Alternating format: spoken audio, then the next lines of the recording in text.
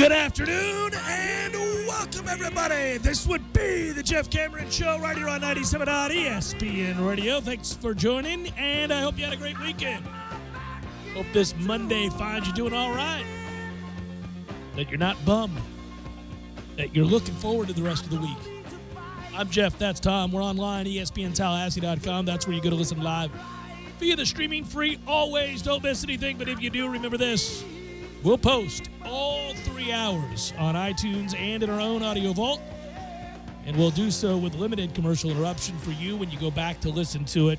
That's thanks to our great sponsor, SVN, Carlton Dean, carltondean.com to learn more about making money in commercial real estate. You can email the show if you want. It's jcs@97.espnradio.com. Find me on Twitter at JCameronShow, and the WTSM app is good. We're on YouTube. Hello, YouTubers. ESPN Tallahassee. Type that into YouTube and you'll find us. Works that way. Welcome back from Atlanta, sir. Hope you had a good time there. Thank you. Yes. Unfortunately, rained out for your baseball game, but you got to drink with one of the greats in Jericho, huh? Yeah, Chris Jericho happened to be at the story has to start there really more than anywhere else. I mean, nobody gives a damn that Florida State beat Pacific in 4 games that are useless. So I'll put those on the back burner to hear my story, your story, about meeting up with Jericho, the wrestler. And he looks from the picture, from what I can tell, that like he was having a good time. He was having a great time. He was having a big time. And it starts with a review of SunTrust Park, which it's gorgeous. I mean, the sight lines. It's brand new. Well, I mean, I'm talking above and beyond the sight lines. You go around the main concourse, you can see the game going on from anywhere in the park, which is pretty sweet. Yeah. And then the main ballpark entrance has a couple of restaurants and bars all set up. It's still expanding over there. That whole area is being, brought to its full potential because that's going to be the centerpiece of SunTrust Park. And it's a good concept because a lot of times around stadiums, the areas aren't so great. They're trying to make this into a one-stop shop for people who care about baseball, don't care about baseball, and everything in between. Well, until 10 years from now when they open a new stadium. Of course, and they get the city to pay for it. Right. However, we went to dinner after the game was canceled. We stuck it out until they officially canceled the game around 10:30, 11 o'clock, and they only played 4 innings. And so after we go to the first place for dinner and beverages, then we go to a place that's closer to the hotel, and that is a local haunt. And I won't use the name of it, but it's a local haunt in Atlanta, and it's not too far away from the ballpark. And we walk in, and this guy approaches me, and he looks like a bit of a townie, but I didn't know if he was a bouncer or whatever, because it's immediately as we walk in the door, this guy rushes to us, and I thought, oh, wow, a cover on a Thursday. Yeah, it's weird. That's curious. He says, Chris Jericho is here. Dude just came up to tell you that? Chris Jericho is here. He's standing right over there at the bar. That's weird. You should go say hey. What? And then he disappeared back into the night. Oh, the townie did this. The townie did I that. thought it was an actual bouncer. I was going to say, what a cheese ball. No. It was just a townie. It wasn't a bouncer at all. There was right. no cover to be paid or anything like that. And so, sure as heck. Yeah, it's him, yeah. Well, because he'd done promos at the old place of employment before some of the shows they did here in Tallahassee. And he's about, 5'9", 5'10", but he's in really good shape. And he had just retired. I didn't realize that. I guess he had just retired. The townie did mention that, too, a couple of days before. So I go on Google, and I see Chris Jericho. It says, Chris Jericho walking away from the WWE 36 hours ago. I thought, wow. So I guess he's going on a 2 or 3 day hiatus at the local bar here. And he could barely stand. But he was having a great time. He seems like he's in a good mood in the picture, He was in a really good mood. Sometimes you're at the bar and you're not in a good mood and you can't stand. He was in a great mood. He was yucking it up with some of the locals. He's about to go embark on a tour with his band. Yucking it up with some ladies. He was having a great time. And so about 20, 25 minutes go by, and I thought, all right, let's buy this man a drink. And just say, I want to go up. Thank you for the entertainment. I wasn't going to say, well, you remember back a couple years ago in Tallahassee. Don't be that. You can't be that guy. No. Just want to say thank you because he bridges the last 20 years together better than almost anybody else because he's still a really high-level wrestler. Yeah, sure. Performer. My kids love him. He's great. I mean, he's great on the microphone, and he's actually technically a very gifted and coordinated person. So I just want to say thank you because so many laughs. He's always been really, really funny, too. And so I brought him a Labatt because he's, Canadian, so a little gag, here's a Labatt beer. He goes, well, I don't drink beer. But, and he goes, and he sniffs the beer, he goes, that smells delicious. I appreciate it. Thank you so much. Then he gets a photo with my girlfriend, and then I'm taking a photo, and he bombs the photo. Which is ideal. Yeah, so that's which makes that photo my profile, my avatar. He darts in over my shoulder, and he makes this weird face as I'm taking a photo, and then he slaps me on the back and says, "All right, take it easy." I said, okay. Well, that's more interesting than the 4 games Florida State played against Pacific, all of which they won, which beats losing 9-8, 18-5, 5-3, 5-3, and thanks for playing 4 useless ass games that nobody cared to see. Next up is Jacksonville tomorrow, followed by 3 games against Wake Forest. They still don't know or don't agree with us about the Drew Carlton situation. They're going to go ahead and continue to throw him in useless situations that matter not. And we'll see. I don't know that you learn anything from winning 4 games against Pacific other than you can beat a bad Pacific team 4 times. And now you'll get games against teams that are a lot better than Pacific, and we'll see. But I can't prattle on too much about that because I'm completely disinterested. You know, I'll say this. I've talked to this year on more than a handful of occasions former players. And because this has been eating at me. I knew it wasn't a figment of my imagination. I was saying to you, man, I'm telling you, it was always better than this. It was always better than this. We always used to schedule better than we currently schedule. And the scheduling's been bad for a while, but it's getting worse and worse and worse, like to the point where it's silliness. And I asked some of those guys, including one recently, what they thought. And they said, oh, absolutely. And that's what makes the record all the sadder, is that you've amassed this record against that sorry-ass schedule. That's embarrassing. Ooh. Yeah. Strong words. Yeah. No, they're not happy about it. They're not happy about it. To a man. The ones that I've talked to have said, no, man. When Arizona State and Stanford and, all these teams used to come in here and we'd have these series, everybody would get excited about it. And, that hasn't happened in a while, and it's just a damn shame. Apparently, it didn't really hurt our RPI, though, because the pseudo RPI says we're 28. Which I thought it was going to take a dive because you know how it works in basketball. If you play, somebody, especially if you lose to them. But we didn't lose any games this weekend. I remember playing. I guess it was a year ago. Our preseason non-conference schedule was so weak, that it really hurt our chances at making the dance. And it was, you schedule some of these things so far out in advance, you can't really know how teams go on to have terrible years ACC or Big something Ten, like that. Your opponent might suck, but usually just by playing them, your RPI goes haywire. And for the Noles, we're still a top 30 RPI team with a 4-game sweep over Pacific. Listen, this not. I've had to repeat this for people that think. Well, certainly regular listeners of the show know I haven't been high on this team. They haven't been a real likable bunch. But that said, I haven't said they were devoid of talent. I haven't said there wasn't real potential for this team to be one that causes problems for people in the postseason because they can't hit, and I do think the lineup is versatile. That's one of the things that they provide. They've got power, they got speed, they got left, right, they got all of that. So if they could get a modicum of pitching, starting pitching in particular, I did feel like they could be dangerous and that they would be better at the end of the year than they are at the beginning of the year because they've had so many health problems. They're not a lost cause. It's just that it hasn't been a real thrilling year. It doesn't mean it can't be a season that somehow you look back on and say, man, as convoluted and kind of patchwork as that turned out to be for a time, they're in a position to do something good. And that still holds true even after a series that really, again, did not hold an awful lot of an allure. Like the thought, I didn't go to a single game this weekend. I'll just tell you that. Because who cares? Because who cares against Pacific? What did you learn? What did you see that – I like baseball, so if you say to me, well, I wanted to go over and enjoy the weather and be outdoors with my friends and hang out and watch baseball, I got you. That cool. Good.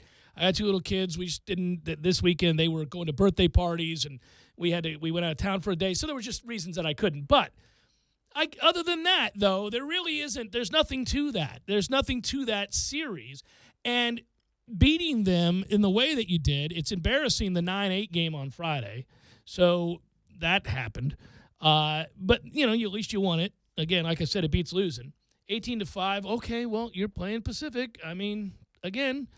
And then the 2 wins after that they just don't mean anything. Yes, they're uninspiring. And, what's interesting at this point, because you're starting to get, now that you're in nearly the middle of May, you're starting to get to the point where the statistics are going to regress to whatever they're going to regress to, and this is who you are. One thing I found stunning when reviewing after this weekend, the ERAs for this team. Tyler Holton, no surprise. By far our best pitcher. Amongst the starters, by far the best ERA at 3.03. Mm-hmm. Drew Parrish actually has a second-best ERA, but that's not because Drew Parrish is lighting the world on fire. He's got a 4.94. Cole Sands has dropped all the way, plummeted to a 4.98 ERA, and he's your Friday guy still. It's just incredible.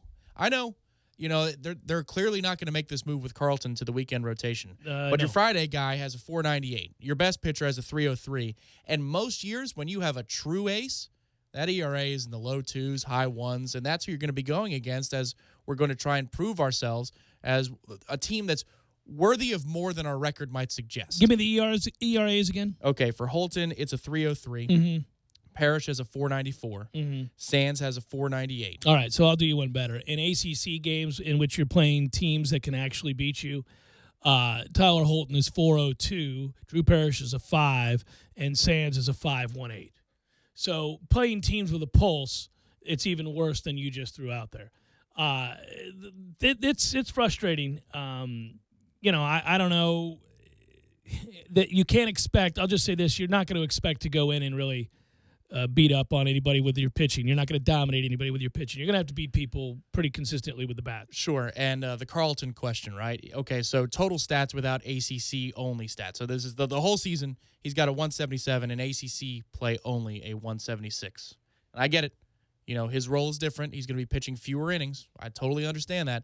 But he has been consistent between non-conference and conference play as to what he is. Yeah, well, they disagree with us, Tom. Wholeheartedly. They don't care. They care not for your concerns or mine. For your 5 ERAs they don't here or care. there. No, they're going to run those guys out there. They feel comfortable in the role that Drew Carlton's playing. They feel like that is the best that they can do, and that's the best way to utilize him, and that's how it's going to be. A lot of foregone conclusions in the NBA playoffs playing out exactly as you expected that it would. An 18-inning game last night that saw 48 strikeouts is simply bad for baseball. I want to talk about it. And Matt Harvey is a piece of crap. And you've known that for a long time. But I don't know that I've ever seen anything like this. I've seen bad guys. He may not be a bad guy in the sense that he's not a criminal. So I can't compare him, well, that we know of. I can't compare him in that sense. But as the lack of professionalism, I'll dare say that I'm kind of surprised, and I'll read off what that's about in a moment. I'm kind of surprised somebody hasn't taken him outside and beaten the bejesus out of him. I'm not kidding about that. That's not an overstatement. I really am shocked he has not had an altercation with a teammate, multiple altercations, because it's kind of, they're bad. There are jerks on every team. And if just being a jerk is what we're talking about here, I probably wouldn't touch on it. But there's a lack of professionalism that I would think that, a fan's going to take a go at him, by the way. You could be a jerk and a great teammate because you're doing what you're supposed to do. You're showing up every day. Right. Playing hard, doing what Michael Jordan was an a-hole. Right. But, good Lord. Yeah. And may not even been that good a teammate. But he cared about practice as much as deeply. People, yeah. More than you should. If you're playing, he's going to play to win. Oh, yes. To the nth degree. You need that. Yes, you do. Yes. You can work with that.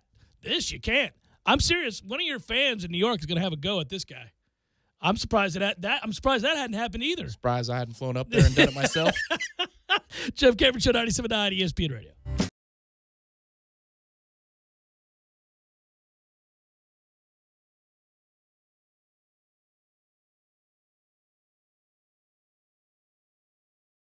When you're in need of auto repairs, look no further than Nice Tire and Auto Service. Nice has been in business for 16 years with long-term, knowledgeable sales associates. They have the latest wheel balancing machine in the industry. And for passenger vehicles, they service AC, brakes, suspension, tune-ups, and much more. Never sit through a long wait. Nice Tire and Auto has 10 service bays to get you back on the road quickly. If you have tire problems, check out their large inventory with various Goodyear and Michelin tires. Nice Tire and Auto Service, 4792 Bluntstown Highway, 574-4100.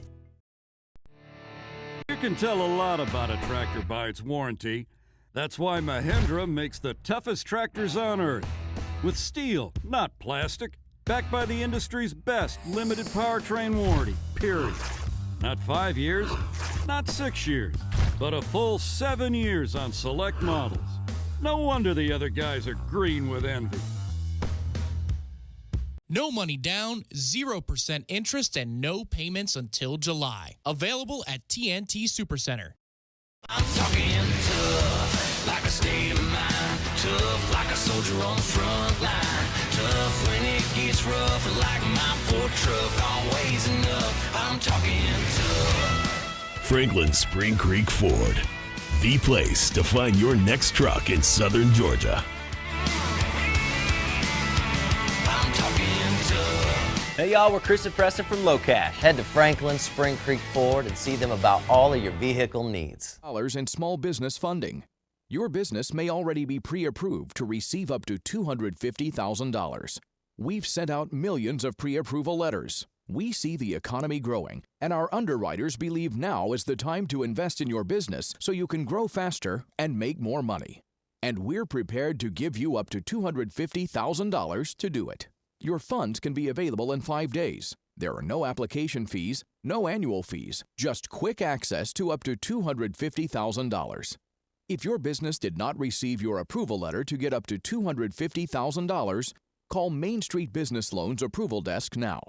800-509-2163, 800-509-2163, 800-509-2163, 800-509-2163. Parker Brothers Roofing says don't play games with your roof. Protect your home and your family. The Parker Brothers tell you the truth. We'll fix your roof, 'cause it's what we do. With quality, integrity, and pride. Parker Brothers Roofing, professional every time. Stay safe and dry inside. Hey, this is Travis with Parker Brothers Roofing. No one besides us wants to hear that you need a new roof. It's one of the biggest home improvements you have to make, and Parker Brothers Roofing understands. We now offer financing for 0% over 60 months. Yes, that's 5 years. Call us today for 5 years interest-free financing on that new roof. 656-8112. That's 656-8112, or go to parkerbrothersroofing.net. Parker Brothers Roofing, professional every time. Stay safe and dry inside. License number CCC 049350. The people who design, engineer, and build Ford vehicles never rest, and neither do the specialists who service them. No one keeps those cars and trucks running or stopping better than them. After all, no one knows your Ford better than Ford and Ford Service. Now get a $50 rebate by mail on any Motorcraft brake service when you use the Ford Service credit card. Subject to credit approval, taxes extra, rebate by prepaid debit card. Pads or shoes on most vehicles, one axle exclusions apply. See your participating Ford dealer for rebate details through 6/30/17. The key to success? Keep it simple, especially when it comes to hiring. And nobody makes it easier than Indeed.com.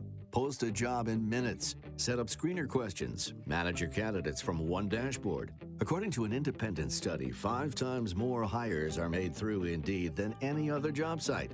New users claim your $50 credit to post a sponsored job at Indeed.com/credit. Indeed, the world's #1 job site. Terms, conditions, and quality standards apply. His three-pointer, bang! Tie game! The playoffs are here. The Corner Pocket is your home all spring long for all the heart-pounding moments in the Stanley Cup and NBA playoffs. Oh, what a shot with 0.6 of a second remaining! The Corner Pocket on Appalachian Parkway next to Earth Fair is your headquarters for FSU and Major League Baseball. Trivia Tuesdays, Beer Bingo Thursdays, and of course, all the moments you'll never forget. For the championship! The Corner Pocket Bar and Grill, 2475 Appalachian Parkway. Tallahassee loves the Corner Pocket. You're listening to the Jeff Cameron Show on 97.9 ESPN Radio.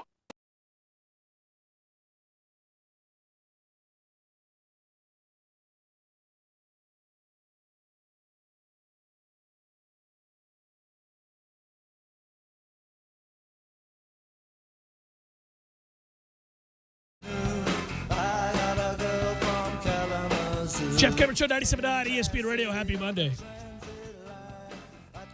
So, no, I was saying the NBA playoffs are a foregone conclusion. And I know your friend Bob Ryan, who we like, we both like. Oh, yeah. Got to talk to him out in Pasadena before the BCS title game. Nice guy, and he's a legend in the field, and 29 years on the Sports Reporters, which came to a conclusion this week, and I'll touch on that momentarily as well. Teasing left and right. Yeah, buddy. Pro's pro over here. So, he was saying that is largely a manufactured issue by the press that has to have something to talk about. Oh, no, I'm not going to spend an inordinate amount of time talking about it. It's just factual. It's just that when Golden State's up 3-0 over Utah, why would you bother at 9 o'clock to watch Game 4? I mean, there's no intrigue there. Cleveland just swept Toronto. There's no intrigue there.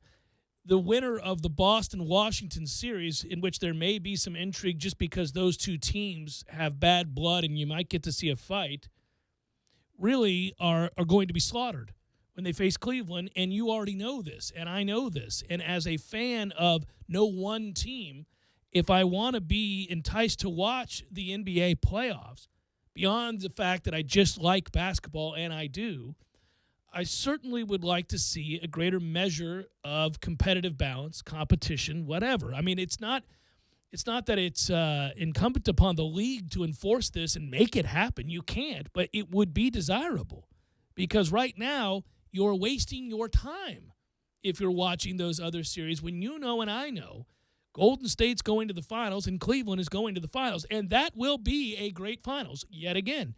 And there will be intrigue, and it will be fun, and there will be rooting interest, and legacies are on the line, and all that good stuff. But until that time, we're just running in place.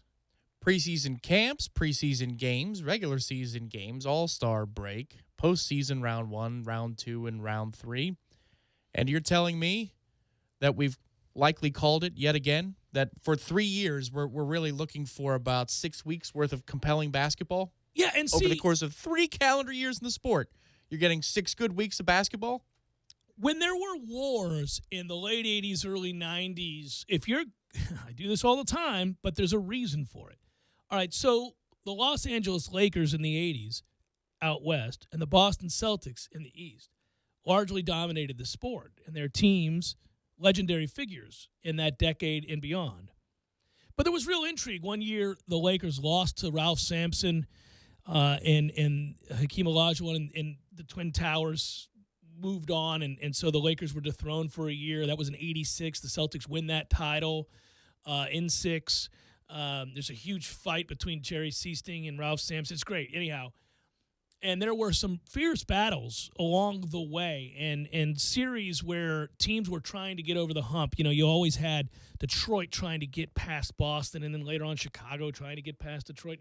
All these different series where there was some uncertainty. You'd say this could go 7, this could go 6. I mean, early 80s, you had the Sixers win a title, and the Celtics-Sixers thing is developing, and real rivalry there, and Sedell Threatt and Danny Ainge and all that stuff. It's lacking currently. It just is. You just don't have any intrigue. Nobody's going to push Cleveland, and they tried during the course of the year, and they do it now. They'll point to teams that they find intriguing, like Toronto. They really play great defense. They could give. They're not going to do a damn thing. You know it. Stop that. Thank you, correspondent Tiger Woods. I mean, but they do that all the time. They're like, I think so and so could really get. No, you don't. You don't believe that. No, and for a second, maybe you believed Boston was capable of it, but the 26-0 run, you lose twice to the Wizards. Nobody's confusing, what Washington can bring to the table with championship caliber basketball, and Boston's having trouble. Fun to watch. I mean, he's a lot of fun to watch. Electric, yeah. Well, so's Westbrook, but he's not in any danger of winning a title right now in Oklahoma City. For that matter, so's Isaiah Thomas. I mean, but it just doesn't. And the question is, can they even get past this round? But Kawhi might be, a top 3 player. Actually, he is a top 3 player in the NBA right now. But do they have enough? No, probably not. That's the only candidate, right? The winner of the Houston-San Antonio series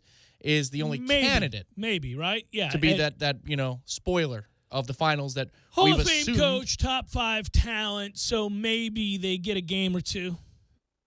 But they lost Parker, and they're not. No. I mean, no. Jonathan Simmons doesn't do it for you?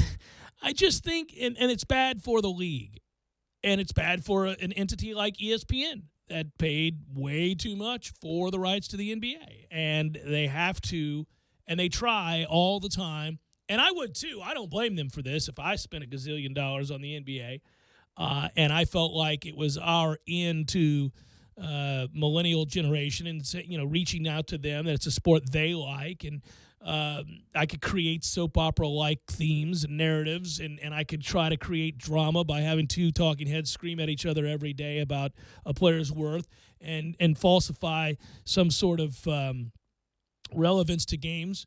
I would do that too, especially if I needed, revenue from you guys watching those games. But people aren't dumb, man. The fact is they can tune in and go, ain't nobody beating Cleveland for as long as LeBron's there and he's playing at this level. And he is not only playing at that level, he's playing at the highest level he's ever played at. Yeah, it's a very Monday morning quarterback thing to say, but, as we talked about ESPN and the meta discussion last week and the greater discussion of sports media, if ESPN is putting its, eggs in the basket of a millennial generation as an investment for the long term, are they going to be around? You know what I mean? Financially that matters speaking, anybody, with the way that by we're the time moving. millennials are, in their 40s, I mean, I'm at the front of that generation. So in 10 years, really, they're going to have the capital to do what they need to do and capitalize from an advertising standpoint? Because that's what they're investing in. Yeah, no, it's changed. It's forever changing, and that's what we're all sitting back having the larger discussion about, and what we think, we're projecting what we think it'll look like. There's an article today how the Power 5 college football will keep money flowing in a post-cable world by Andy Staples on SI, or at least I read it today. I don't know. It came out probably a couple days ago, maybe last week.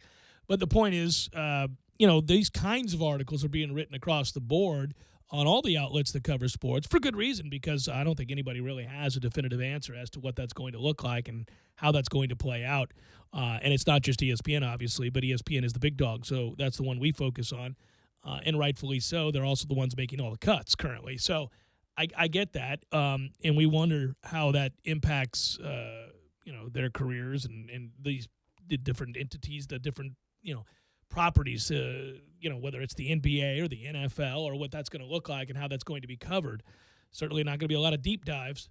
I mean, a whole lot of surface level stuff going on right there. No, the only deep dive in it would see it. Your only hope, I think, is the Amazon type of company or an Apple or, the major mobile carriers. I mean, is Verizon going to be could you imagine a Verizon network? And that's the one that has its own studio shows and all that stuff because you can get it on their mobile carrier. Is that the direction we're going?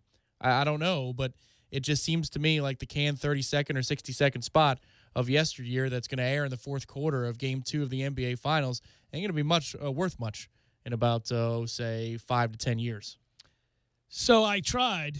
I guess the point of that is to say this. I tried. I did watch some over the weekend, and then I quickly realized, what am I doing?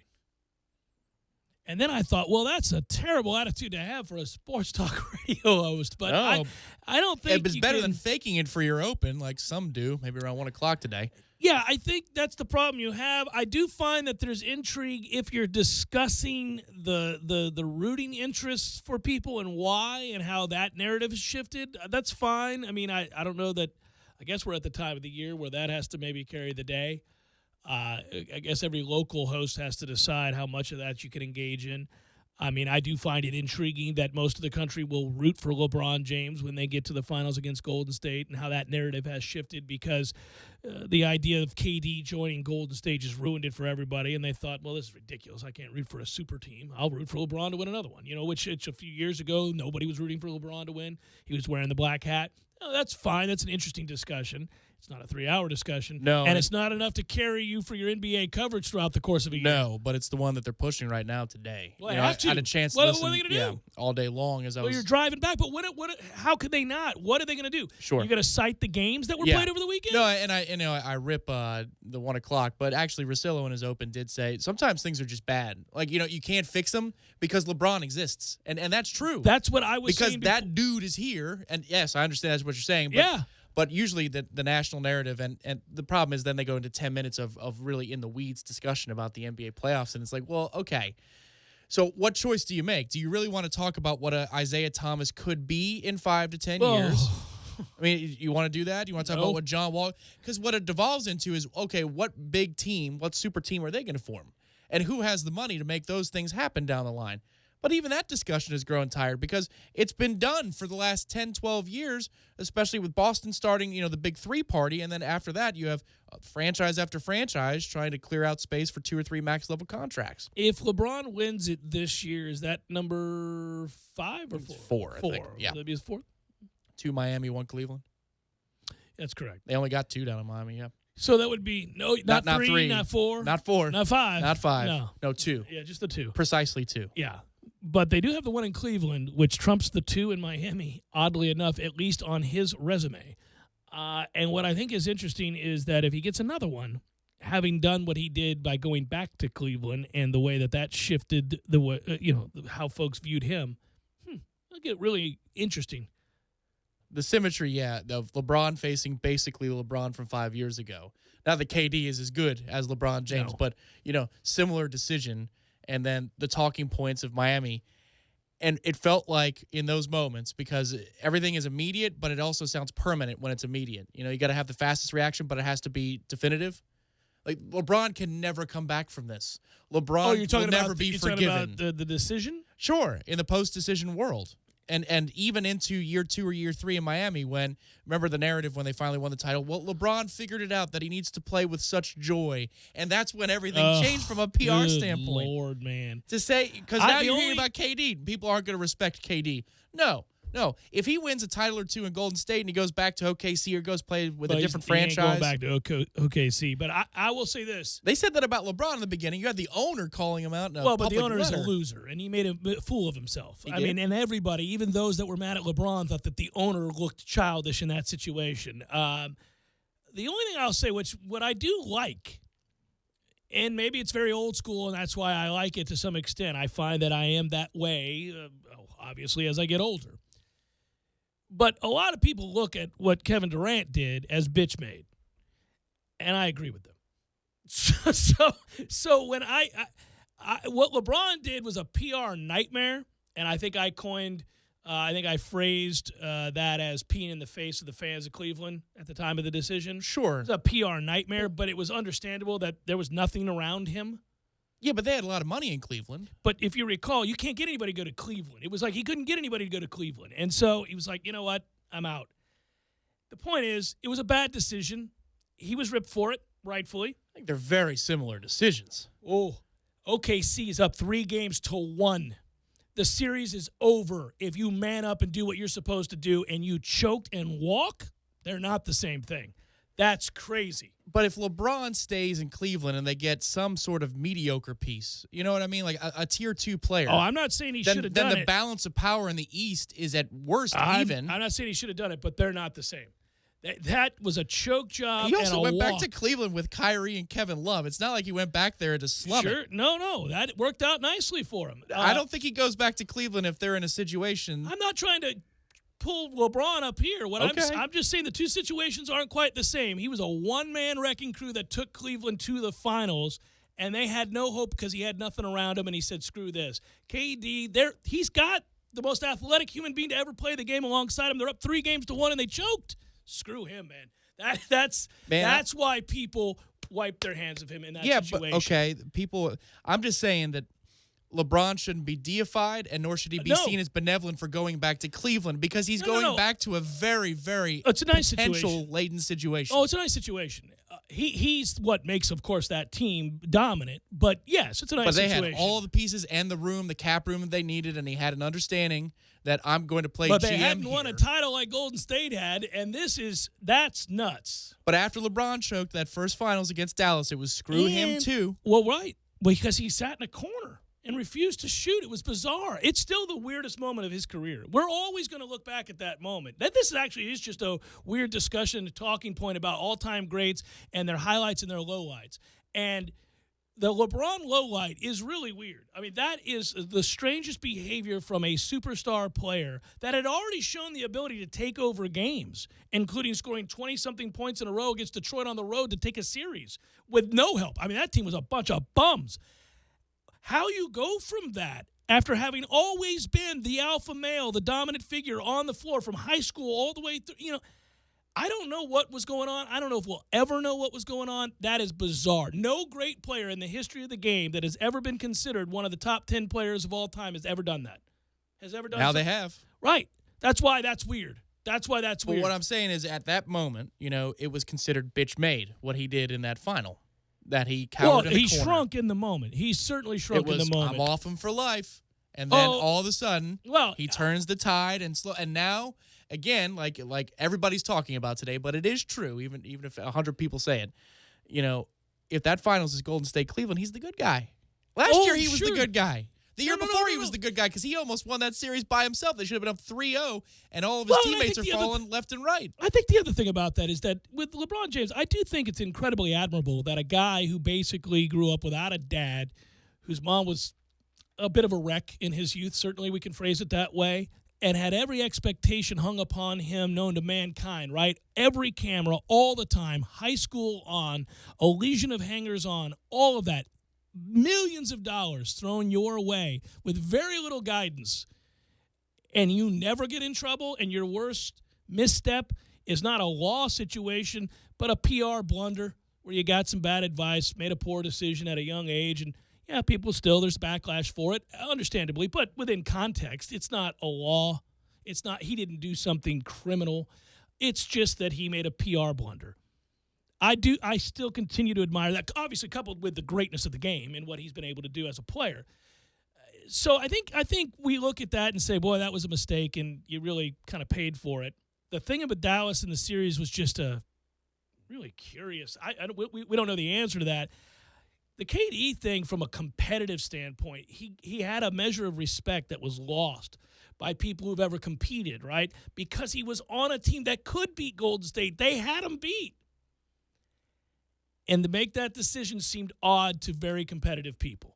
No, it's not criminal either. Sure. You're free to do it. No, he has you're the real MVP speech that, all right. made everybody's eyes water around America. I don't think he's a bad guy. I think these are very similar circumstances where KD is not even – listen, KD needs to do a lot of work to be in discussion as a top 10 player of all time. I'll grant you that. Yes. So if you're talking about ability, this is not a discussion. No. Okay, but so just from a decision-making standpoint. You can say they're PR blunders both, but competitors have less respect for what KD did. Far more. And that's going to hang with him for a long time. That's why there was such backlash from all the former players. All those former players that came out were like, whoa. I mean, everybody from Magic Johnson to Larry Bird to Charles Barkley to almost every significantly great player had a problem with what he did. Sure. And I think that's just from a competitive thing. Well, I mean, but think about when LeBron made his choice. He was going to Wade's market. He wasn't actually the alpha when that whole situation began. He came out of it as the man, the center, and we all knew he was the best player, but he went down to Miami as a guy flanking Wade on the stage. Yes, and the thought there was that you couldn't win in Cleveland because you had an ass for an owner and you couldn't lure free agents. So you just got to get out of Cleveland. And whether that you can disagree with that, and that's a different debate. We can have that debate about what might have happened had he just stayed all along. That's true. OKC was up 3-1. There's not a debate about whether they could compete. They were competing, had the team to win that and go to the finals. Lost by one game because they choked away a series lead, and their best player said peace. That's just not respected. I think that's really from a competitive. I'm not saying it's not criminal. He had every right to do it. He did it. That's Maybe fine. working with Russ is really hard because he just doesn't want to give the ball up. I don't know. He gave it up when he was there. I mean, those numbers suggest otherwise. Jeff Cameron Show, 97.9 ESPN Radio.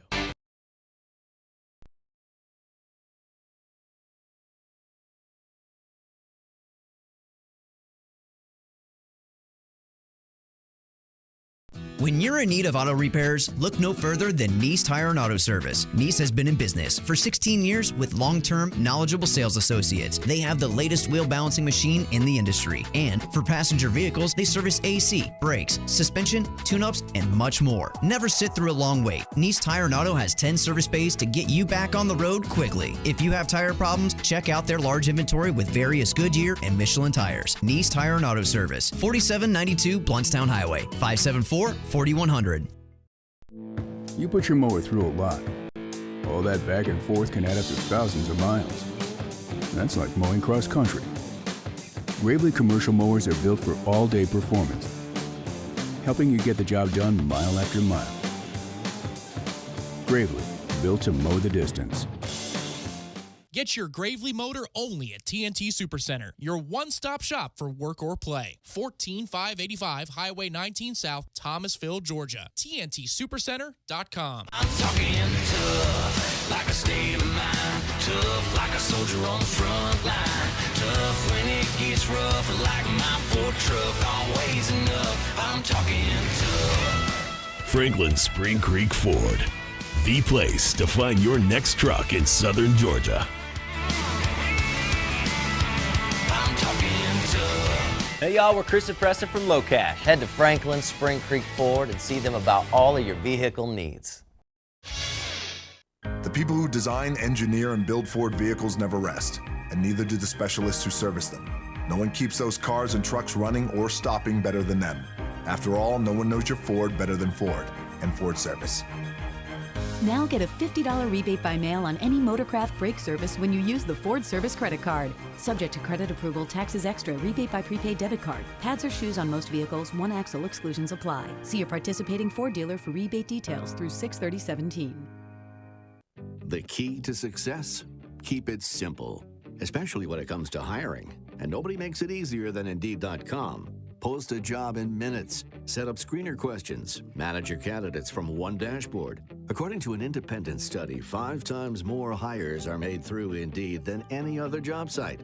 New users claim your $50 credit to post a sponsored job at Indeed.com/credit.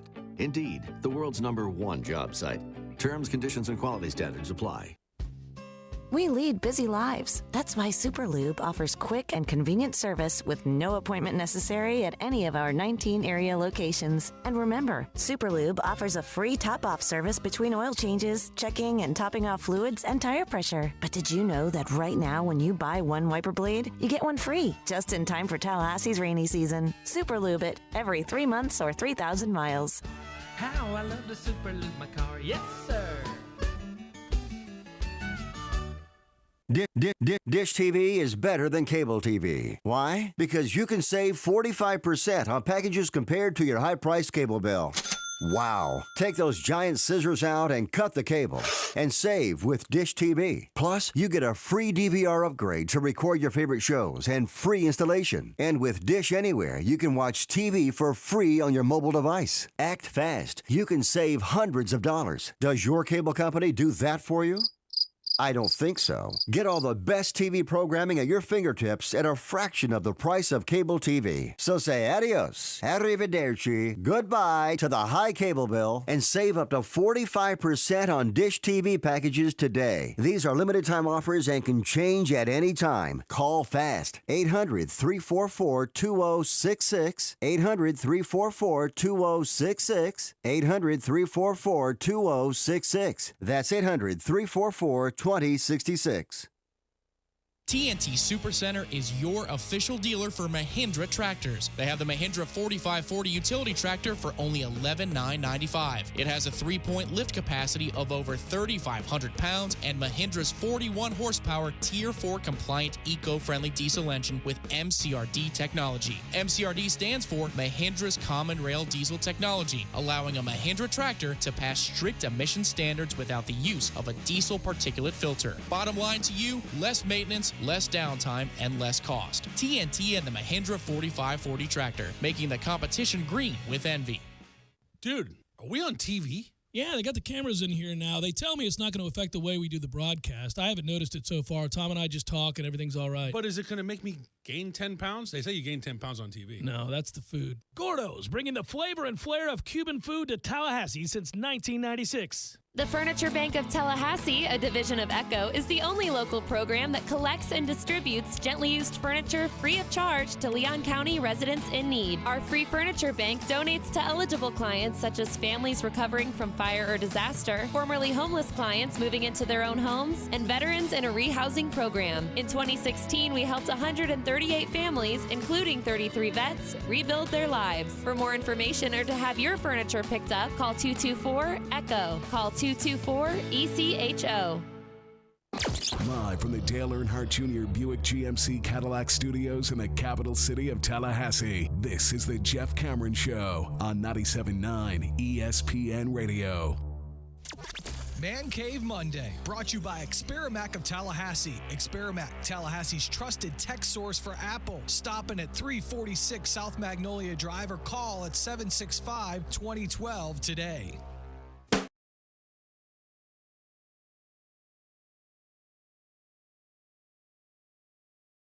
I mentioned before that I think it's kind of shocking Matt Harvey hasn't been on the wrong end for him of an ass kicking by a teammate.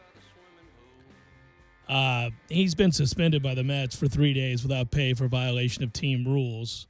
Mets GM Sandy Alderson would not disclose Harvey's infraction, but a source has told everybody that the pitcher was suspended for not showing up to work.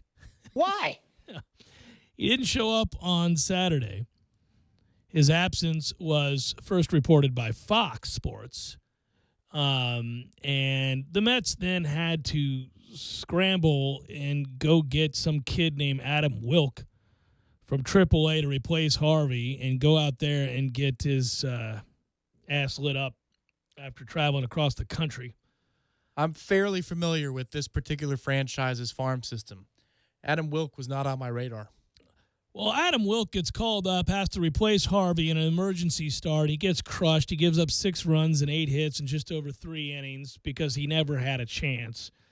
And they lose this game. It's a throwaway loss. Basically, it's them conceding the game by the action they had to take when put in this terrible spot by Matt Harvey, who is said to have missed the game for any number of reasons, one of which he was playing golf. He then claims he had a migraine. After golf, of course. But my favorite part about this is it's not the first time he's had a problem showing up to work. And it's also not the first time that he's basically lied about why it was he didn't show up to work. And here's the best part. He says that there was a communication issue with the team, that he had trouble communicating his situation with the team. Impossible. Impossible. In the world we live in today, if you pick up your phone, via that phone, you can email me, you can tweet me, you can Instagram me, you can Snapchat me, you can scan some sort of document to me. You can do anything Snapchat. You can do anything you want to contact me in a gazillion different ways. It is impossible that a guy making what he makes as one of the aces for the Mets couldn't get in contact with his team. He's a liar. And it's all the more offensive. That's just insane. And Sandy Alderson is an ex-Marine. My man, I'm the front I'm office stunned. And manager's office, if you will, for Terry Collins, they still haven't run this organization like if you have somebody in the GM's chair who has a military background, you wouldn't know it, the way the organization operates on a day-to-day basis. And, you know, I'm often fond of saying that the New York media is really full of a lot of dishonest people and people who are looking to drum up controversy for no reason. That's why some players flounder in New York and some players find a way to just navigate it and others embrace it. But this is not that in any way. This is, 2 to 3 weeks straight of sideshow stories that could easily all have been avoided if people were just freaking adults. Yeah, but in particular, this one is a guy not showing up for work and lying about it. And what he's done in the past, he's missed a mandatory team meeting. This is on the eve of the postseason that he does this. He's the only one who didn't show. Yes. He's asked permission to go watch Rangers playoff games on nights when the team is playing, and he wanted to go to the Garden and watch his beloved New York Rangers. My theory is he played golf, watched the Rangers game on Saturday, got tanked, and watched the Derby, and just totally forgot what time it was. I'm pretty sure. Well, the part about it, there was a communication issue is, I'd suspend him even longer. That's insane. Don't come at me with this nonsense, man. You couldn't get a hold of us. What? No, and if you're teeing it up for 18, let's just even entertain the possibility that after playing 18, a migraine is setting in. Just entertain that. I don't think you're playing alone, first of all. Second of all, you got home somehow. Third of all, your team knew to tell the Mets organization that it was a migraine. And if they knew, and I'm talking about your agent, right. and it's Boris. Well, if they knew that, Wouldn't they have communicated to the Mets on your behalf? Well, and here's the thing. I brought up Alderson's past as a Marine and all of that. He's actually kind of a player's GM.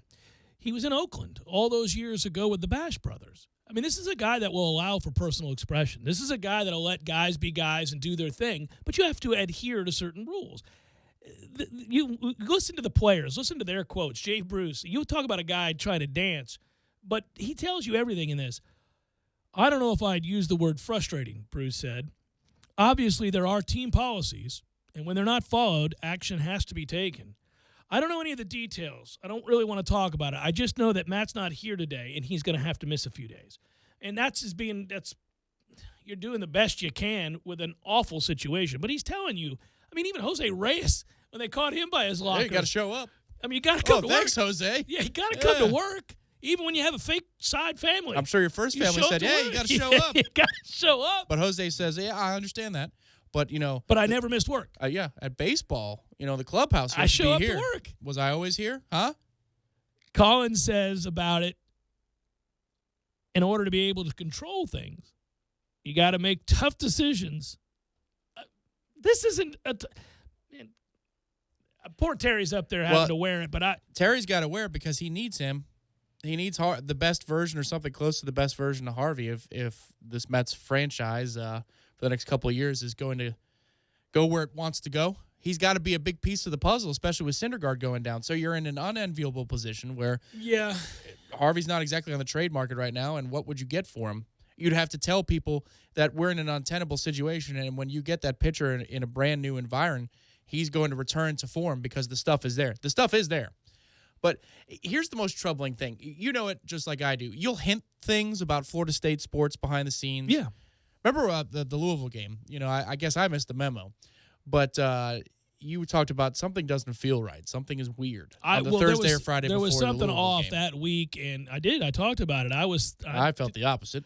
But you were the voice of reason. Well, I didn't like everything from Jimbo Fisher's body language that week and the conversations he was having with the press to some of the players. There were just things that I didn't like leading up to that game.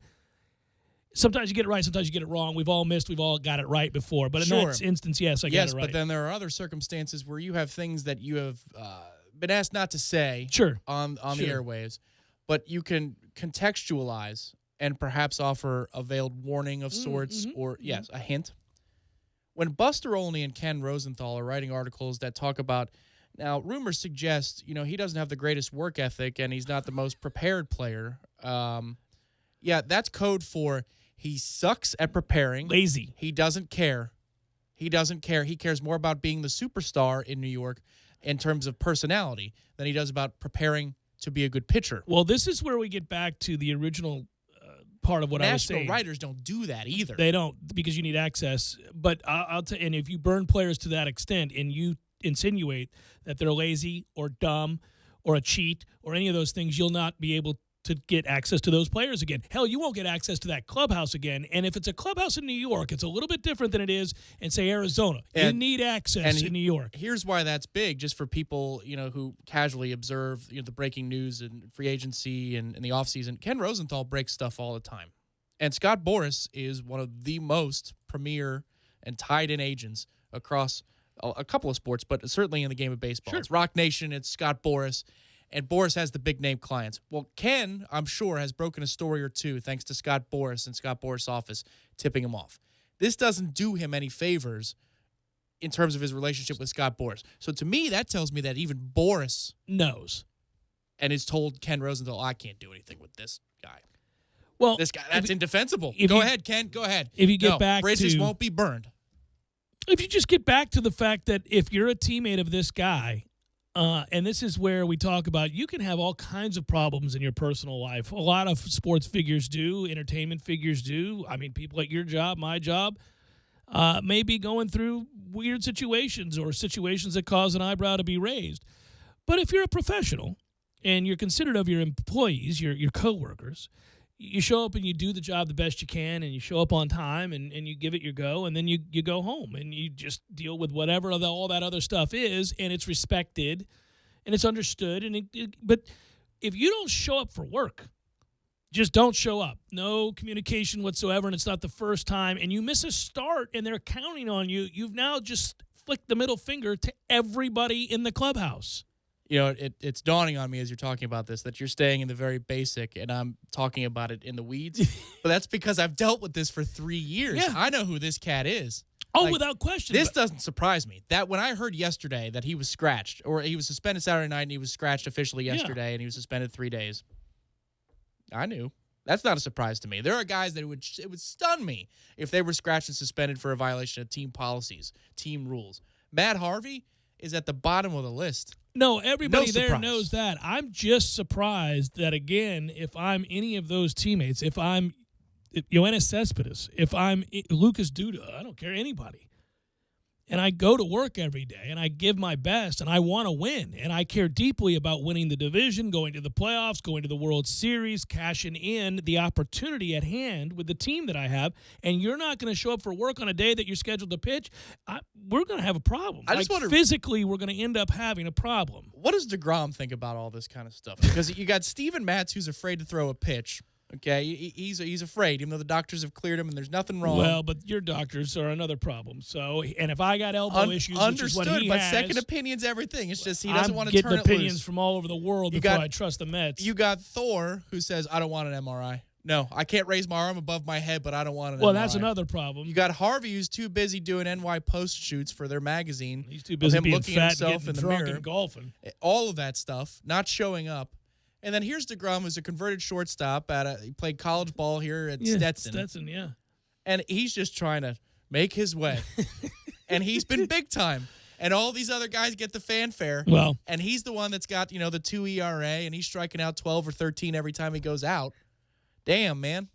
Tommy Maloney's going to come in and save the day. Hour number 2, forthcoming. Stay with Jeff Cameron Show, 97.9 ESPN Radio.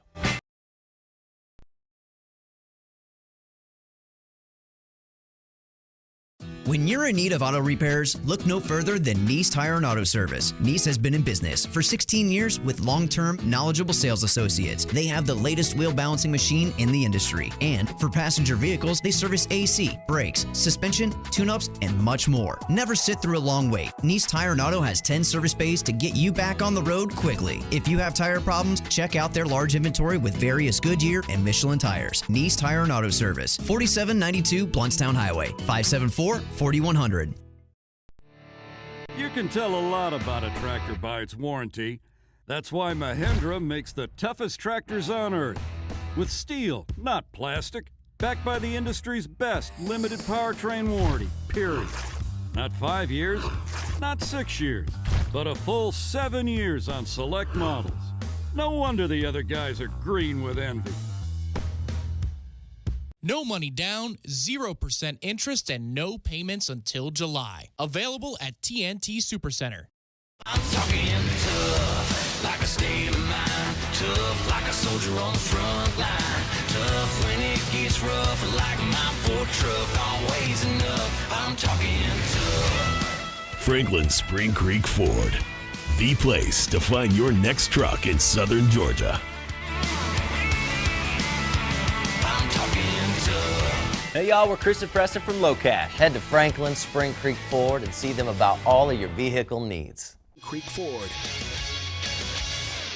Get your weekend started right here on 97.9 ESPN Radio. Saturdays at 6 a.m. with Fishing Florida Radio. Listen to the three amigos, Boudreaux, Steve Chapman, and Captain Mike Ortega as they catch you up to speed on what's new and biting in the North Florida region. Big-time guests, celebrities, interviews, and 3 hours of the fishing info you need. Fishing Florida Radio is brought to you by Sea Quarters Marina off Highway 98 in Carabel. Sea Quarters Marina, your full-service marina, and presented by Hobbit American Grill, locally owned and operated since 1978. Due to an upturn in the economy, Main Street Business Loans has pre-approved the release of millions of dollars in small business funding. Your business may already be pre-approved to receive up to $250,000. We've sent out millions of pre-approval letters. We see the economy growing, and our underwriters believe now is the time to invest in your business so you can grow faster and make more money. And we're prepared to give you up to $250,000 to do it. Your funds can be available in 5 days. There are no application fees, no annual fees, just quick access to up to $250,000. If your business did not receive your approval letter to get up to $250,000, call Main Street Business Loans Approval Desk now. 800-509-2163. 800-509-2163. 800-509-2163. 800-509-2163. Broadcasting live from the Dale Earnhardt Jr. Buick GMC Cadillac Studios. This is 97.9 ESPN Radio, WTSM, Woodville, Thomasville, Tallahassee. Tallahassee Sports Center.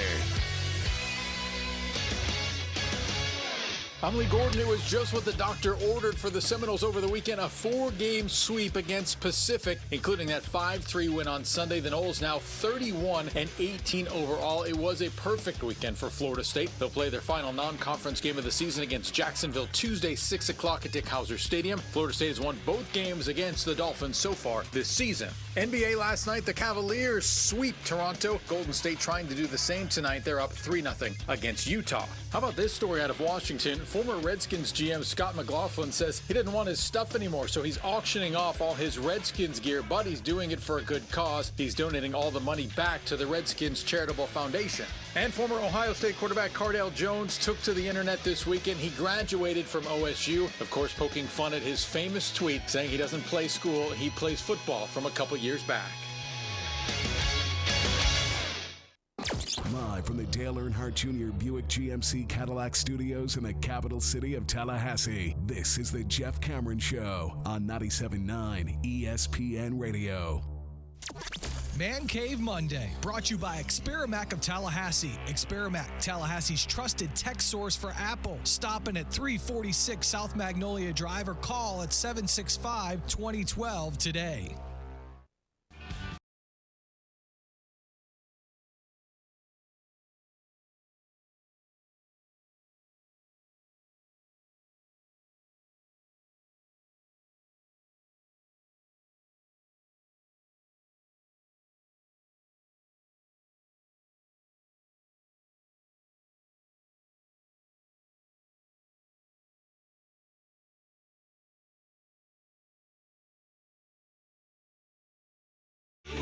Hour number 2, Jeff Cameron Show, 97.9 ESPN Radio. Thanks for tuning to it. I'm Jeff. That's Tom. We're online, ESPNTallahassee.com. That's where you go to listen live via the streaming free. Always don't miss anything. If you do, remember, we'll post all 3 hours both on iTunes and in our own audio vault. The fine folks at SBN, CarltonDean.com, allowing you to go there, check out those podcasts, and listen to them at your own convenience with limited commercial interruption. Find out more about making money in commercial real estate, income-producing properties at CarltonDean.com.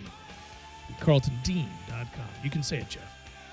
Email the show if you like, jcs at 979ESPNradio.com. You can find me on Twitter at JCameronShow. The WTSM app is good for your mobile devices, both your iPhone and your Android. You're all good there. And you can watch the show being performed if you'd like.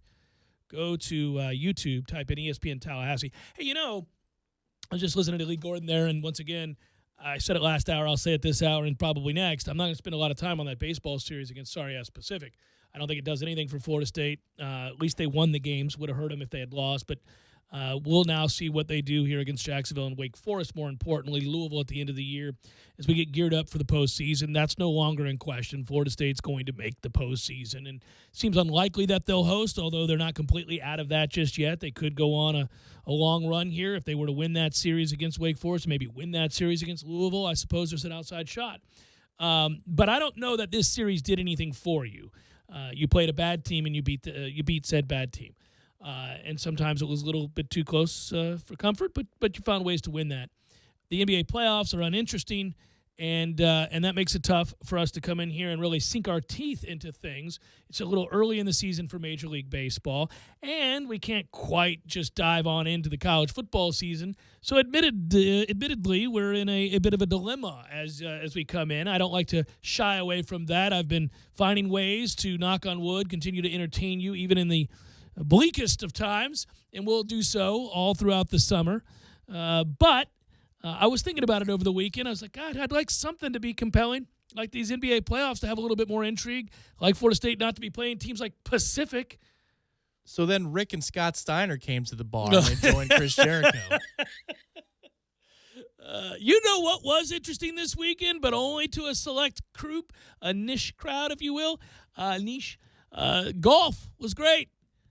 Golf was amazing. Some guy you've never heard of hit a 28-foot putt on 18 to win. And John freaking Daly, folks, won a golf tournament. That's true. His first win on the PGA Tour of Champions.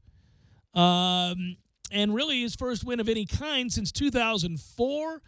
And admittedly, it was hilarious to watch players come out and spray him with champagne and beer as he soaked it all in, arms spread wide in celebration of said victory. And he had to make some big-time shots under a lot of pressure, 2 out of the bunker in crucial situations, and find a way to get up and down to win the golf tournament, and he does.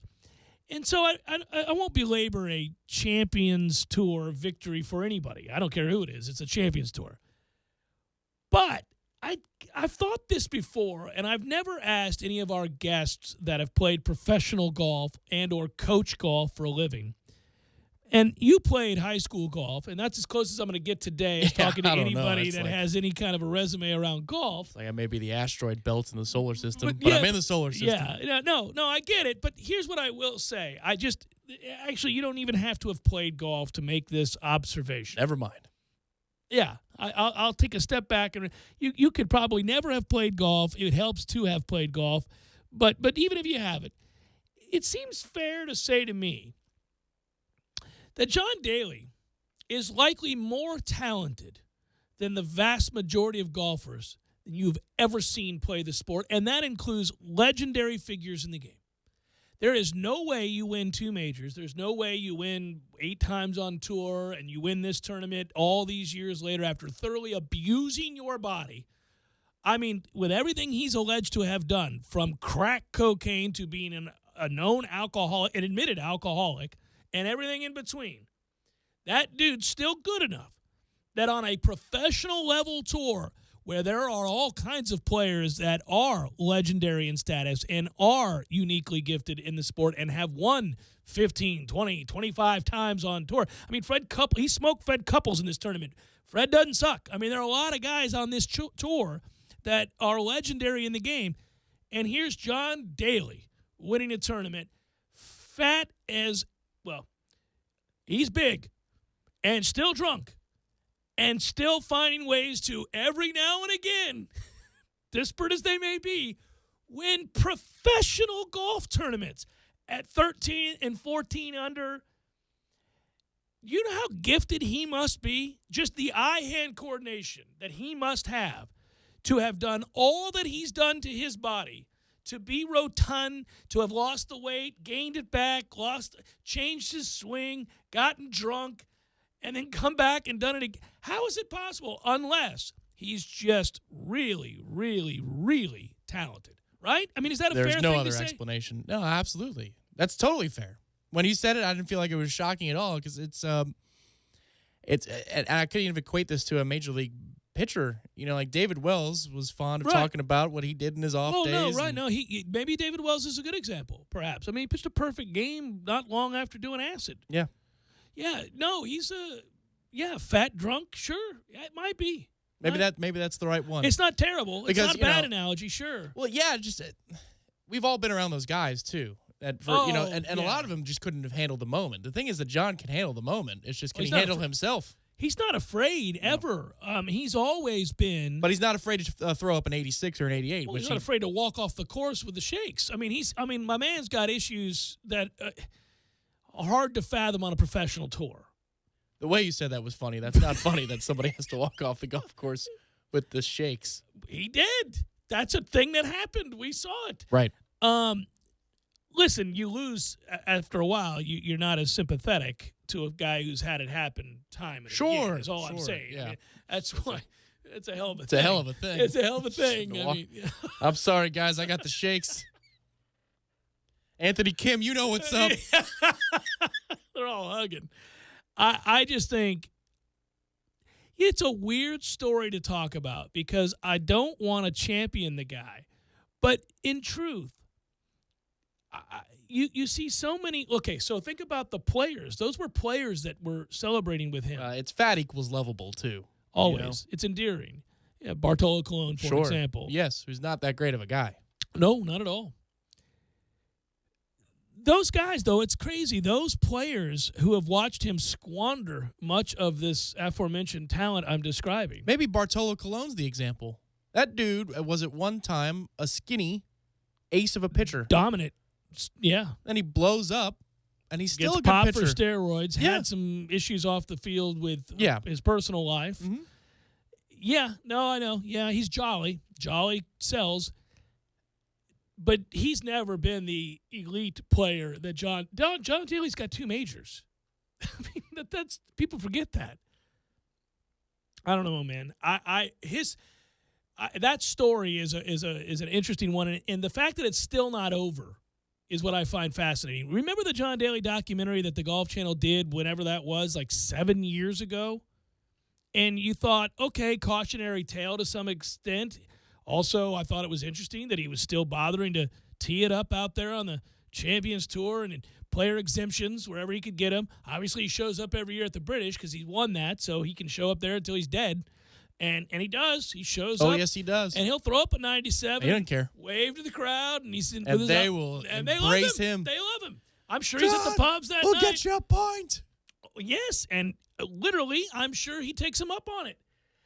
But I can't fathom being that talented at anything. It's crazy to me that guy, because golf is freaking hard, really hard. Like great, all-time great players have struggled to win majors or tournaments even.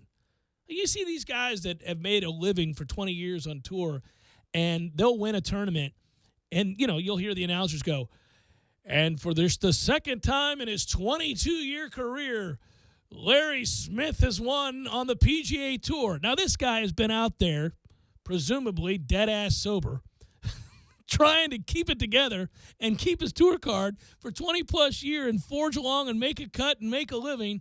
And, he might get a second win on tour. John Daly, I don't even need to describe John Daly, right? I mean, I'm looking at Colon's stuff real quick here because, he did win a Cy Young back in 2005. He's a 4-time All-Star. And last year he was on the All-Star team. Well, I know. There's a reason he was on the All-Star team, and it didn't necessarily have to do with merit altogether. But, I mean, here's a player who, if you look at his rookie card, it looks like a different human being. It looks like somebody along the way said, all right, this Bartolo Colon ceases to exist, and we'll just swap because nobody really pays attention that closely anyway. Yeah. He looks like a different human being. He's been pitching for 20 years. No, I remember Bartolo Colon in his prime. I remember him in Cleveland being dominant. He was with Cleveland in 1997. He's got 234 wins, if that means anything to you, but that's a big number, obviously, for the Dominican Republic and trying to run down the most wins ever and for any pitcher from the Dominican Republic. It's not likely that he's going to get there, but, I mean, I guess if that arm is as ageless as that fat ass seems to be, he might hover around 300 at some point. That's a magical number. He throws 7 kind of fastballs, and he'll get you 2 hits a year, and those 2 hits are given standing O's. I mean, he's got the home run that I have the bobblehead of now. I mean, people embrace the hell out of Bartolo Colon. Yeah, but maybe Bartolo is a good example. He did have a drinking problem, didn't he? I can look that up. He had a steroid problem. I don't know. CC Sabathia had the drinking problem. I couldn't remember. Yeah, CC Sabathia had to miss playoff games, right? Well, didn't he have to bow out when they were in a chase? Well, he had anxiety issues that came with it. And Yeah, he had to go to Drunk rehab. issues that came with it. Yeah, that's what he had. I think they just played the one wild card game too. But whatever. Yeah, he had to miss out on that, right? I mean, he did. Yeah. Yeah. So he's another jolly guy. It's the fat thing.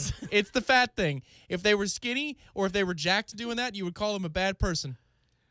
Well, I don't call Bartolo Colon a good person. I don't. Sure, I don't but they wouldn't be it. viewed. They wouldn't be the fan favorite. There's the term. Yeah, Boy, he's such a fan favorite. I think that's true about John Daly, too. Yes, it's really true. Well, also, for people that have had, if you know a story where a guy is, he had, from everything you can read and hear, he had a brutal childhood, an abusive dad, a situation that was less than desirable, obviously, and that led to any number of emotional issues, which later on leads to self-medication.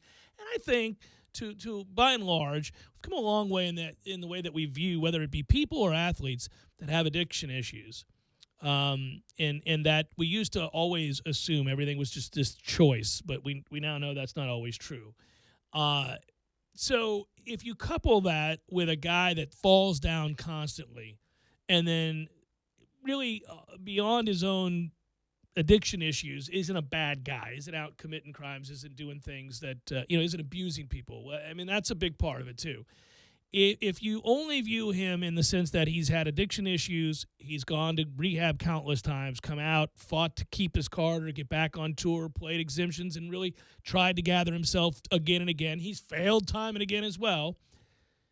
You kind of root for guys, and clearly the people on tour like him. I mean, if he wasn't a good guy in the locker room, these kinds of celebrations wouldn't occur. If he made a mockery of the game and was a jerk, people would go, you know what, screw this guy. But the players all cheer him and love him and root for him and tell you what a good guy he is. Yeah, it's got to be one of those deals where they really enjoy his company, and then they go to bed and he stays up. I'm sure he's the life of a party, too. Yeah. I mean, he's probably pretty funny. No, man. But I think you're right. You're right. They go to bed.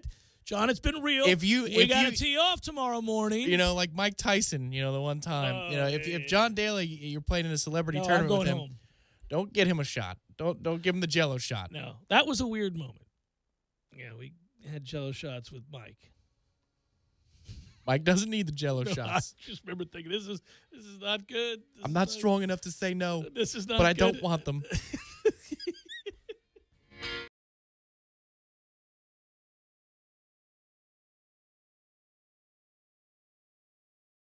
When you're in need of auto repairs, look no further than Nice Tire and Auto Service. Nice has been in business for 16 years with long-term, knowledgeable sales associates. They have the latest wheel balancing machine in the industry. And for passenger vehicles, they service AC, brakes, suspension, tune-ups, and much more. Never sit through a long wait. Nice Tire and Auto has 10 service bays to get you back on the road quickly. If you have tire problems, check out their large inventory with various Goodyear and Michelin tires. Nice Tire and Auto Service, 4792 Bluntstown Highway, 574-4100. You put your mower through a lot. All that back and forth can add up to thousands of miles. That's like mowing cross country. Gravely commercial mowers are built for all-day performance, helping you get the job done mile after mile. Gravely, built to mow the distance. Get your Gravely motor only at TNT Supercenter, your one-stop shop for work or play. 14585 Highway 19 South, Thomasville, Georgia. TNTSupercenter.com. I'm talking tough, like a state of mind. Tough, like a soldier on the front line. Tough when it gets rough, like my Ford truck, always enough. I'm talking tough. Franklin Spring Creek Ford, the place to find your next truck in southern Georgia. I'm talking tough. Hey y'all, we're Chris and Preston from Low Cash. Head to Franklin Spring Creek Ford and see them about all of your vehicle needs.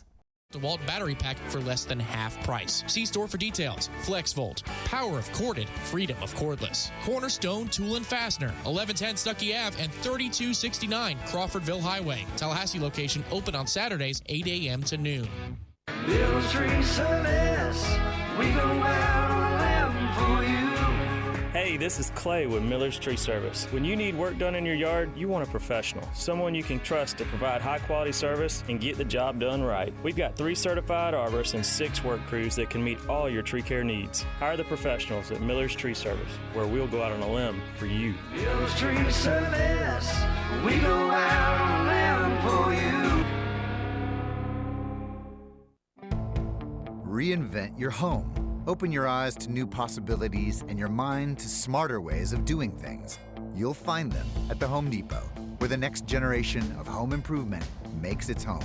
New products, new tools, and new technology that take home improvement into the 21st century. About the only thing we haven't reinvented is helping you do more for less. That's the same as it's always been. The Home Depot. More saving, more doing. You check things all the time, like your email every 10 seconds, or your ex's Instagram. But what about checking something as important as your credit? Well, Discover makes it quick, easy, and best of all, free. Discover is now offering FICO credit scores to everyone for free, even if you're not a customer. And checking your score won't hurt your credit. We call it the Discover Credit Scorecard. And once you know your score, you should check to see if your current credit card is the best fit for you. Check your credit, compare your card. Go to discover.com/credit scorecard. Limitations apply. The people who design, engineer, and build Ford vehicles never rest, and neither do the specialists who service them. No one keeps those cars and trucks running or stopping better than them. After all, no one knows your Ford better than Ford and Ford Service. Now get a $50 rebate by mail on any Motorcraft brake service when you use the Ford Service credit card. Subject to credit approval, taxes extra, rebate by prepaid debit card. Pads or shoes on most vehicles, one axle exclusions apply. See your participating Ford dealer for rebate details through 6/30/17. The key to success? Keep it simple, especially when it comes to hiring. And nobody makes it easier than Indeed.com. Post a job in minutes. Set up screener questions. Manage your candidates from one dashboard. According to an independent study, 5 times more hires are made through Indeed than any other job site. New users claim your $50 credit to post a sponsored job at Indeed.com/credit. Indeed, the world's #1 job site. Terms, conditions, and quality standards apply. TNT Supercenter is your official dealer for Mahindra tractors. They have the Mahindra 4540 utility tractor for only $11,995. It has a 3-point lift capacity of over 3,500 pounds and Mahindra's 41 horsepower Tier 4 compliant eco-friendly diesel engine with MCRD technology. MCRD stands for Mahindra's Common Rail Diesel Technology, allowing a Mahindra tractor to pass strict emission standards without the use of a diesel particulate filter. Bottom line to you, less maintenance, less downtime, and less cost. TNT and the Mahindra 4540 tractor, making the competition green with envy. You're locked in with the Jeff Cameron Show on 97.9 ESPN Radio.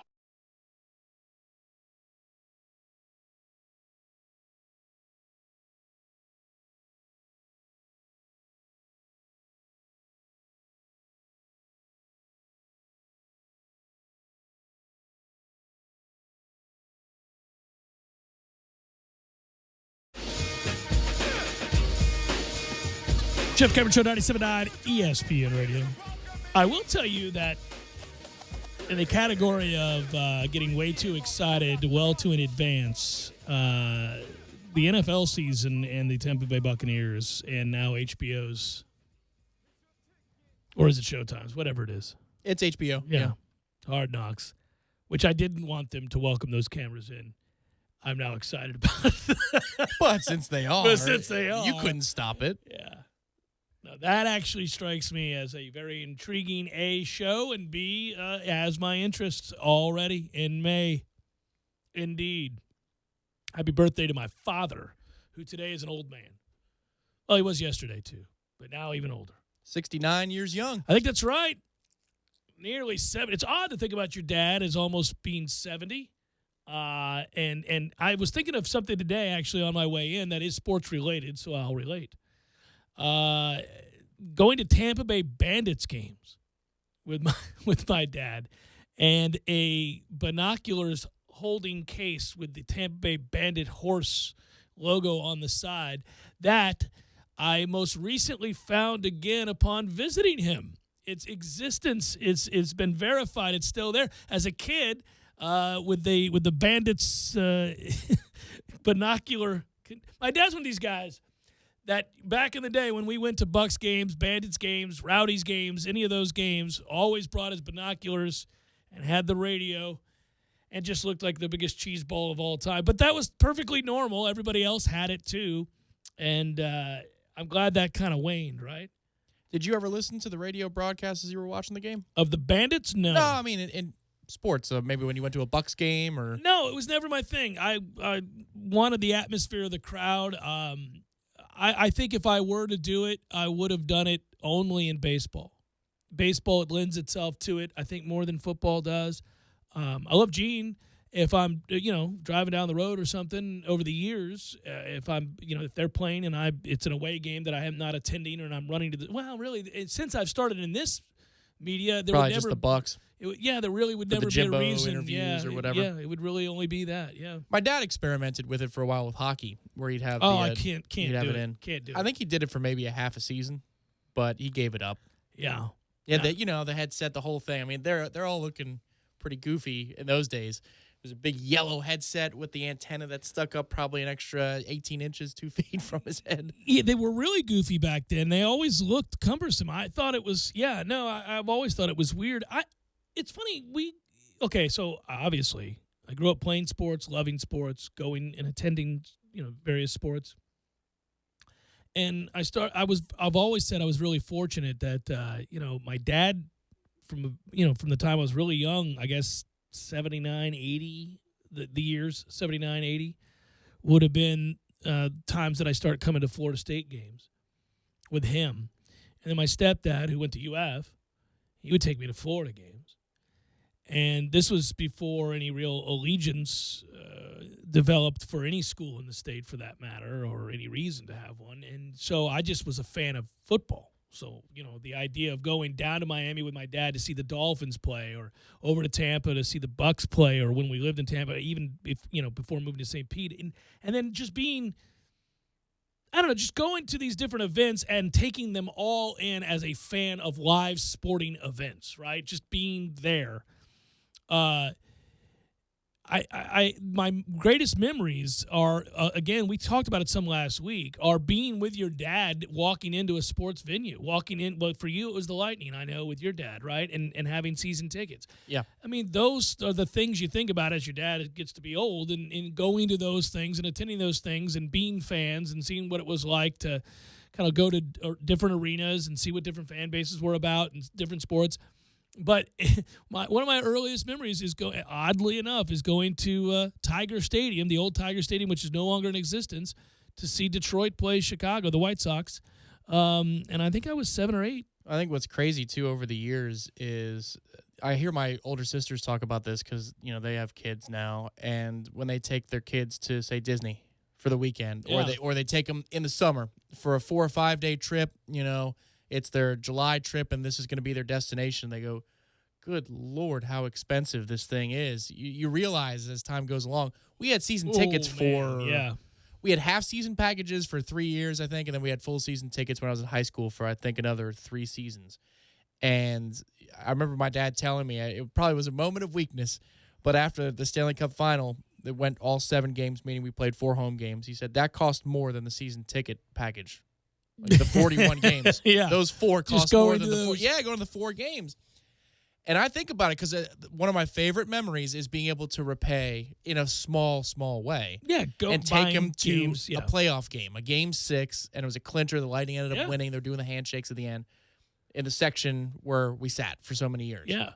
And it was a small thing, but it was expensive. Well, And it's just amazing, the sacrifice, too, because you get older, you appreciate it even more than when you did for just the event. Well, you'll get to carry on that sacrifice when you have kids, I do now all the time, and think to myself, and it's funny, you want to get busted. Here's the quickest way to get busted in forgetting that that things are the things through the child's eyes are very different than yours when you're the one doing the pain. But here's what's hilarious is I forget, and hopefully they're not listening now, which presents are from Santa Claus and which ones are from us, because they're all from me.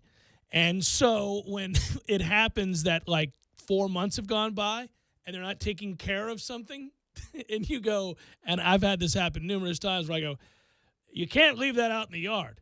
Now listen, I spent good money on that thing, the old fatherly thing, and then Christy and the kids went, oh, no, Dad, Santa Claus brought that. Oh, yeah, that's right. Santa did buy that one. Mm-hmm.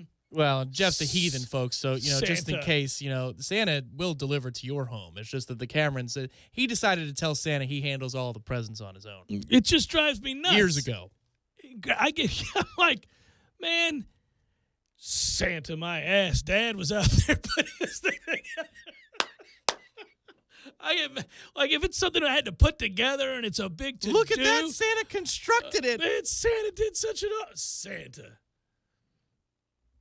Kick-ass dad out there buying stuff for way too much money, staying up till 3 a.m. putting together the thing. It's weird. It's awful to want credit for that. In the moment, I don't. But when you're not taking care of it 3 months later, it's easy for me to forget that that was a Santa gift. Sure, this is the Santa discussion, disclaimer. But when I was, I forget what grade it was, Santa left me a note, for the cookies and the milk and said thank you. Always, yes. And damn it, if it wasn't on the same notepad that my mom left me notes in, the lunch, or if I needed to do something, and damn it if it wasn't the same handwriting. And it was over. It was like, oh. And the dream was over. Well, then the next year I refused to disclose what I was, asking Santa for. That was my tactic. You were going to go ahead and vet the situation. I was going to mail it. Yeah. I was going to mail it personally. Seal it personally. And they said, "Are you sure? We should just check to make sure that you didn't make any mistakes." I said, "No, I'm certain. I'm good. I'm going to mail it to Santa. This is between me and Santa. Yeah, I'm going to mail it. Yeah. This is just between the two of us." And eventually, the cookie, as they say, crumbled. That's good. That's a lawyerly move. Yeah, it was a person. I was going to have a personal correspondence. Yeah, I'm going to get to the bottom of this. I have child Santa privilege here. It's attorney-client privilege. Well, my oldest second-guessed Santa at like 3. He was immediately like, this is nonsense. How come he's in the mall? Well, he has helpers, really, in the mall in Tallahassee. He has a helper. Yeah. Bryce wasn't having it. He knew. He was like, this is nonsense.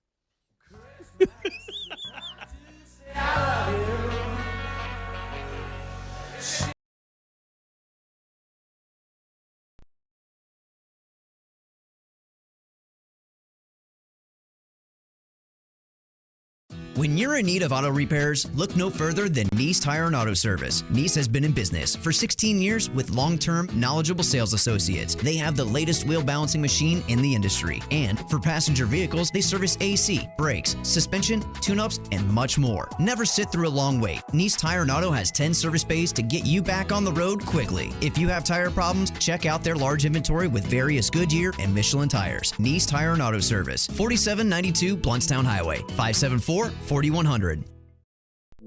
You put your mower through a lot. All that back and forth can add up to thousands of miles. That's like mowing cross country. Gravely commercial mowers are built for all-day performance, helping you get the job done mile after mile. Gravely, built to mow the distance. Get your Gravely motor only at TNT Supercenter, your one-stop shop for work or play. 14585 Highway 19 South, Thomasville, Georgia. TNTSupercenter.com. I'm talking tough, like a state of mind. Tough, like a soldier on the front line. Tough when it gets rough, like my Ford truck, always enough. I'm talking tough. Franklin Spring Creek Ford, the place to find your next truck in southern Georgia. I'm talking tough. Hey y'all, we're Chris and Preston from Low Cash. Head to Franklin Spring Creek Ford and see them about all of your vehicle needs.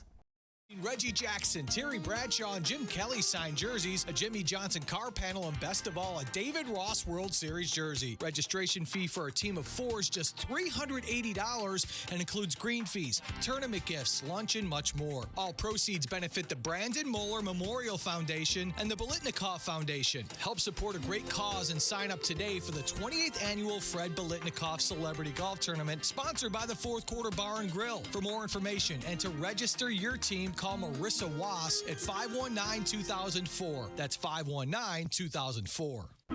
I'd had a long day at school. She was looking at her phone. I was texting Jen. My stop was next, so I got up and... So I didn't notice when. He put a Three Musketeers bar on my backpack. And headed off home to my apartment, thinking of her. It was one of those bars with the positive shine messages on the shiny silver wrapper. It said, you make me smile.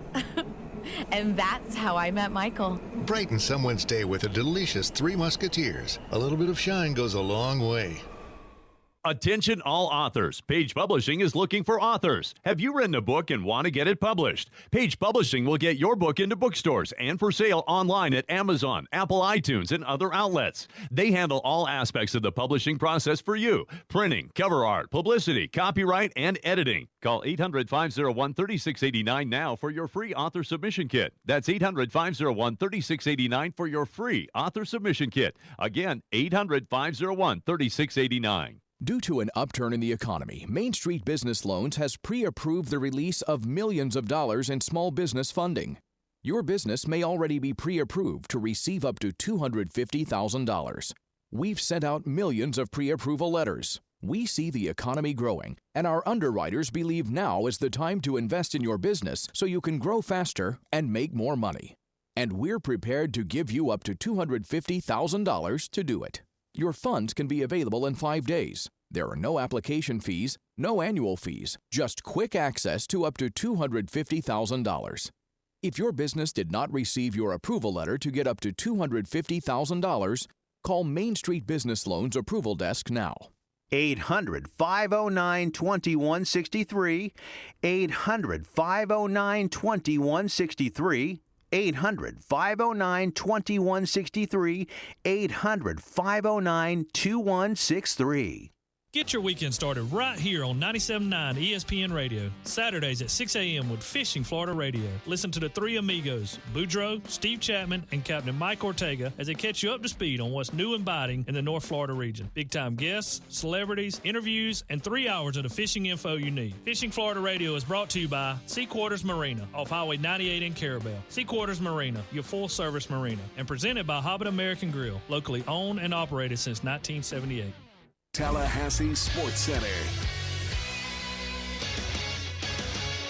I'm Lee Gordon. It was just what the doctor ordered for the Seminoles over the weekend, a 4-game sweep against Pacific, including that 5-3 win on Sunday. The Noles now 31-18 overall. It was a perfect weekend for Florida State. They'll play their final non-conference game of the season against Jacksonville Tuesday, 6 o'clock at Dick Howser Stadium. Florida State has won both games against the Dolphins so far this season. NBA last night, the Cavaliers sweep Toronto. Golden State trying to do the same tonight. They're up 3-0 against Utah. How about this story out of Washington? Former Redskins GM Scott McLaughlin says he didn't want his stuff anymore, so he's auctioning off all his Redskins gear, but he's doing it for a good cause. He's donating all the money back to the Redskins Charitable Foundation.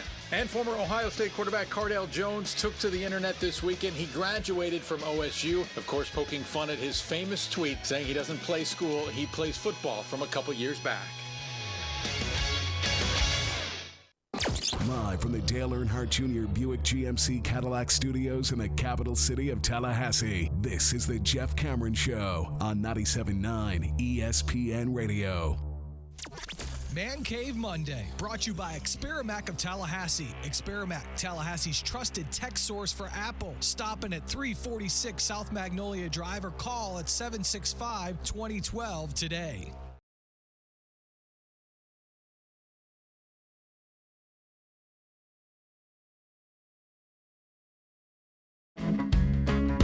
At Jay Cameron Show, the headsets are perfect for NASCAR, hearing protection, and play-by-play action on the track where you can see. You know, that makes sense. Thank you, Darren. Hashtag a-hole. Yeah, no, I appreciate. No, I'm not calling you an a-hole, Darren. That's just tradition here on the Jeff Cameron Show for the tweets that we read. Hashtag a-hole. Yeah, I would think NASCAR, if I were into NASCAR, that would have to be the case, right? Because there's so much of the track you can't see, I would think. So you would certainly want to know what the hell was going on. It makes perfect sense. I can't think of too many sports now besides NASCAR that I would really be excited to listen to the radio call of a game that I was actually attending. Like, I mean, would you that you're actually in attendance for? Now, I drive around if it's an away game or a weekend like this where Pacific's in town, I'll listen to Lulu. And I, partly because I like baseball on the radio, but also he's a buddy. So, I don't know, I'm inclined to do that. But any event that I'm attending, I'm never listening to the radio. Now, I know there's old-timers that do that. You see them all littered throughout Hauser doing that. And there's nothing wrong with it. It's just, if I'm at the game, I'm not doing it. Yeah, it depends. I think if I'm at the game alone, I'd be more apt to do any of these things. Any of the sports. If I want a little bit of context, or let's say I'm from out of town and I don't know the two teams that are playing, so I want to get acquainted. So if I'm just a random hockey market and it's Penguins against Oilers or something like that, I'd like to know the names. Or if it's a baseball game, who's in the bullpen. I think that's the number one fact I'd like to know as the broadcast goes along. But yeah, I think there's a fish out of water element that would see me probably put the headset on if I'm ever going to do it. I think that, too, I mean, I don't know how in the world anybody listens to golf on the radio, for example. I've tried to do that, can't do it. I've listened hockey on the radio. You can listen to hockey on the radio. I can't. It doesn't do it for me. NFL games you can. I'll listen to Gene if I'm driving around with the Bucks or something, but that's about it, and never at a game that I would actually be attending. That seems like a bygone era, man. In July, in years past here at ESPN Radio, they did cover the British Open, which I always kind of liked driving around town because, it's July. Well, it allows you to keep up with it, but I mean, rather than, whoever's filling in for Mike and Mike in the middle of July when there's nothing to talk about and it's vacation season, I'd rather have at least, a major championship on the airwaves. Oh, man. At least it's something that's actually happening for a prestigious title rather than all-star break, nonsense. Speaking of things that are rich, try this on for size. Draymond Green says that he thinks Boston Celtics forward Kelly Olynyk is dirty. Really? From the guy who walks around on the regular kicking your balls. I'm going to hear about somebody being a dirty player? Quote, he's dirty. I don't respect guys like that. I know he's not the greatest player of all, so maybe he'll feel like he's got to do something like that, but you don't have to do that. It's just dirty. I don't respect that, man. That's just dirty. A lack of self-awareness personified. Maybe he just has a self-loathing problem, and he doesn't respect himself. I mean, that's bizarre, right? Hard screens, moving screens, perhaps, if you'd like to say, compared to, I don't know, ravaging people's testicles for the better part of the last 2 years. Poor Steven Adams. I mean, I'm just envisioning those replays of Steven Adams repeatedly kicked to the boys. Not since third grade. I mean, over and over and Jimmy over. O'Brien had a thing for that kind of stuff. It was not. Oh, sorry, I shouldn't have said that. But I mean, time and again, just in the super slow mo made it even worse. He even shinned. He shinned Steven Adams' testicles. Not foot, not top foot, shin. And it was, such that we said, there had been one on each, tibia, fibula. On either side of the shin. Yeah. How did the interviewer during this ESPN exchange not break out in laughter? I would have just buckled over. Sir, Steven Adams' boys. Steven Adams' we're like testicles dice are on a rearview mirror with your leg right now as you tell me who's dirty and who's not. I mean, there were targets, literally painted targets in your mind on Steven Adams' testicles. And you're accurate. Incredibly so. So much so that you decided to divide and conquer rather than just go ahead and square one up. I mean, whoo. You've seen what he's done, Green went on to say. Everybody's seen what he's done. I really don't need to go any further than that. There's more cameras in these arenas now than there have ever been. Everybody can see what he's doing.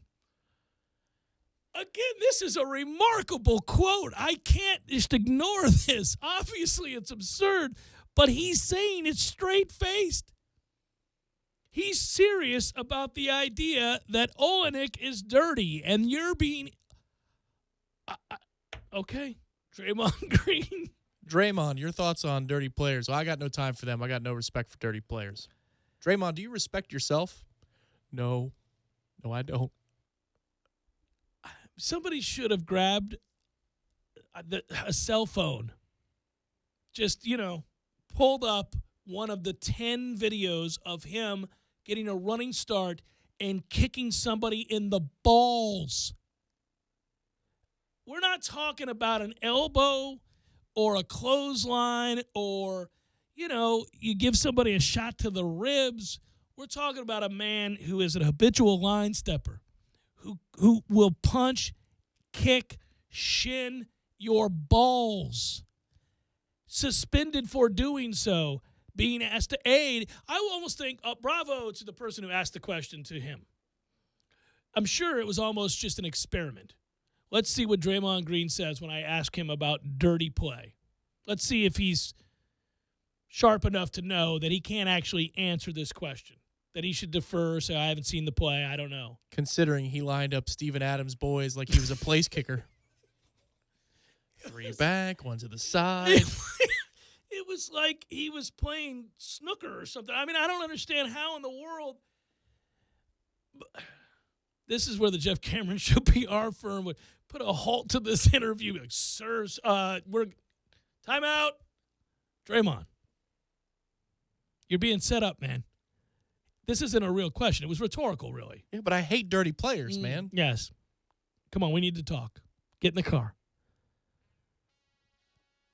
I got to go back and watch that time. We should get the soundbite about how much he loathes dirty play and then couple it with Steven Adams being kicked in the junk again 3 times for my man who would just...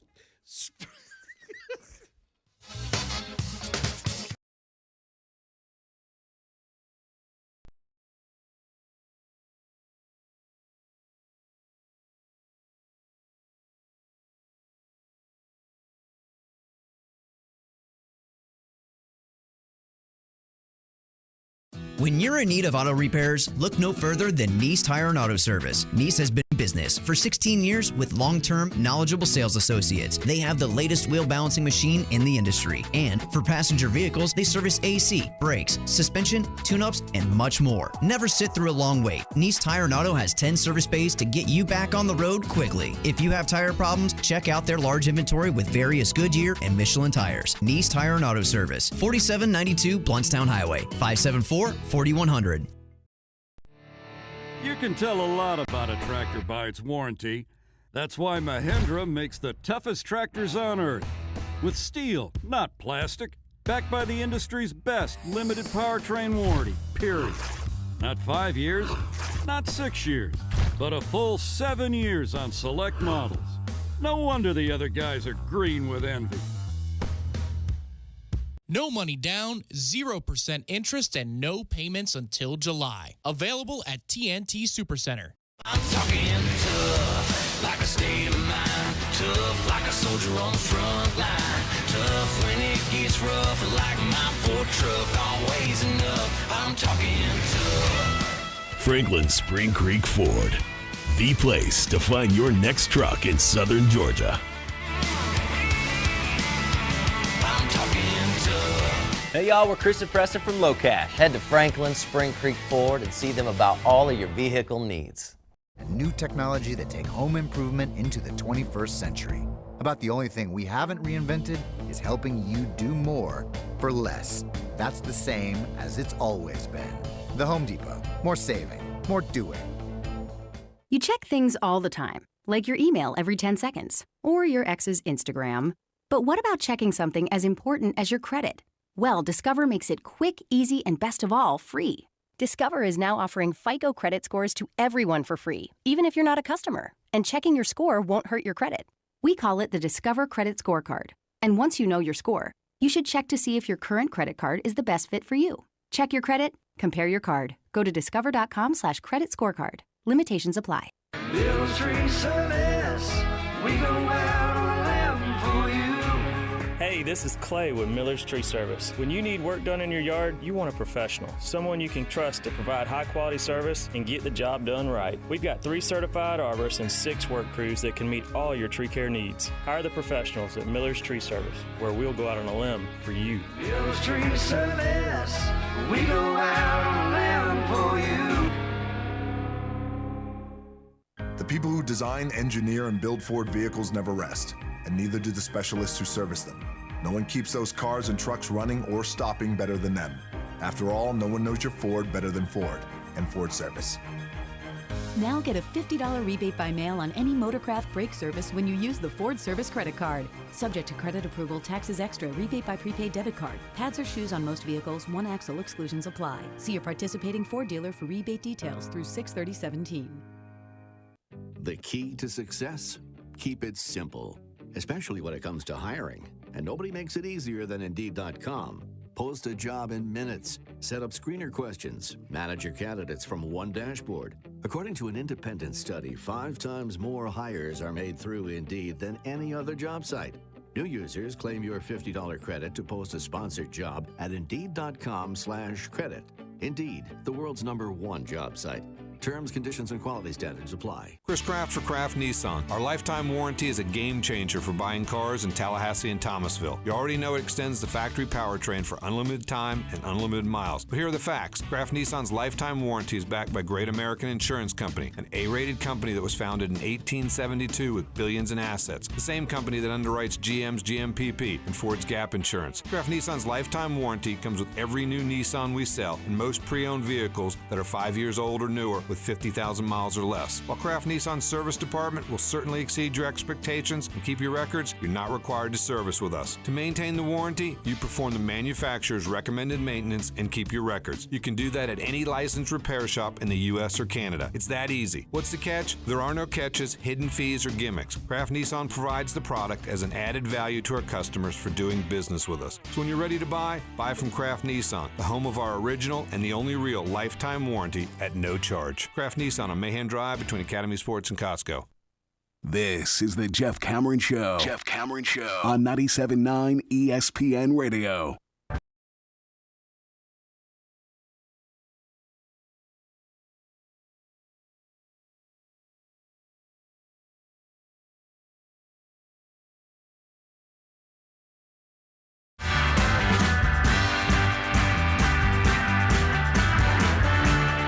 I got asked this question over the weekend. I played in a charity golf tournament, Good Times.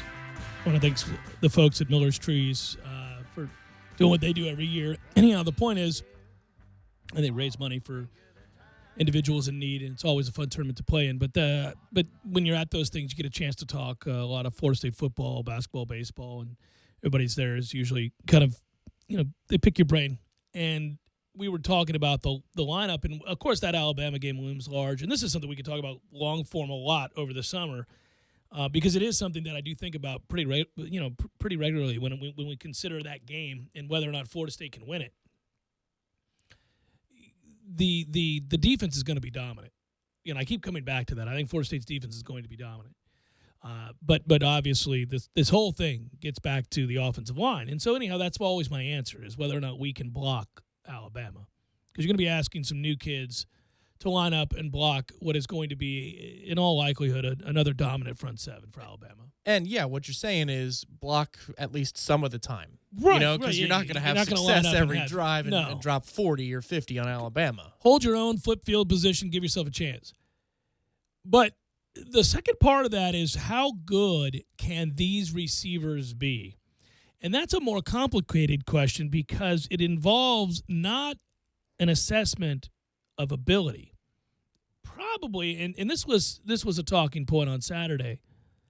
Would you not say that the combination of Keith, Gavin, Nyquan, Murray, and Auden Tate, just those three guys alone, isn't one of the most potentially electrifying trios we've had in a long time at Florida State? I mean, if those guys were to all reach their potential, all take a huge step forward, all play to the physical tools that they have, that this could be the best receiving core Jimbo's ever had.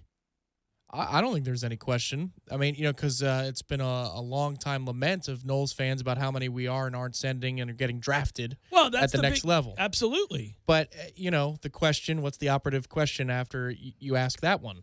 Well, it's whether or not you could block it up, A. B, will they run routes? Will they be disciplined? And will Francois become more accurate, more consistent? How about that? But, okay, for the receiver specifically, what I'm thinking of is how are they going to work within the framework of Jimbo's offense, which is not receiver-friendly. I think we can say that if you want to be, careful.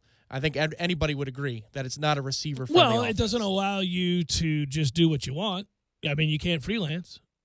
But if you're disciplined and you can run routes, you can get on the field. You can get on the field pretty quick, actually. It's kind of a misnomer to say that freshmen can't get on the field here. They have.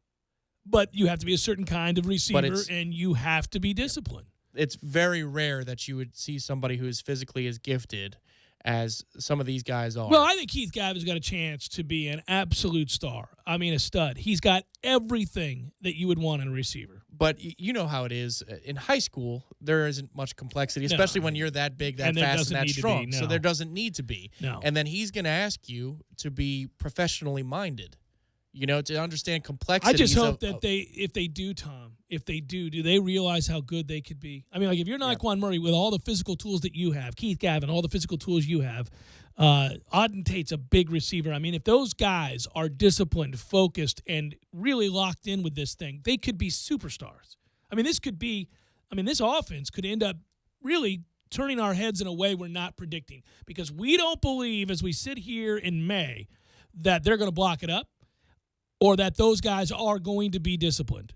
No, because we bang our heads against the wall more often than not with, freakishly gifted athletes that play receiver here in years past. I mean, KB finally got it for 10 games, and the frustrating thing is if Nooney gets it and he has a great year, well, what's to stop him from going if he's got the combine times to go along with the film? But that's fine. Play well enough where that becomes a question. That would be wonderful for this year's purposes. It's just frustrating that, it seems by and large we only get a year or two at most out of these freaks where you see them in other college programs. And everybody's got their drawbacks, but you see them in other college programs where somebody like a Keith Gavin would be a force from day one because of physically what he can do. And then let the complexity come later, but let's get him on the field because of how gifted he is. One of those guys, for this to be a great season, a playoff type season, one of those guys is going to have to take that step, and preferably it would either be Gavin or Murray. I think you can have greater trust that would be Gavin to me, but just based on what we've seen and heard. But I don't know. Murray obviously is the more experienced and has the big playability. Heaven forbid George Campbell's your fourth receiver. I can't go into a season and expect that George Campbell is going to be a reliable target. Maybe he is. Maybe he'll become the guy that certainly we were all excited about when he signed as a 5-star. I won't even say that he lacks the ability to do it. We don't know. He hasn't been on the field. He's been hurt the whole time he's been here. He had an opportunity to make a big play on a perfectly thrown pass that hit him in the hands, but that's one pass. Unfortunately, that's the one thing that's burned in our memory is that he dropped the touchdown. But, that's one play. I don't know if that's a problem for him or not. I'd like to find out.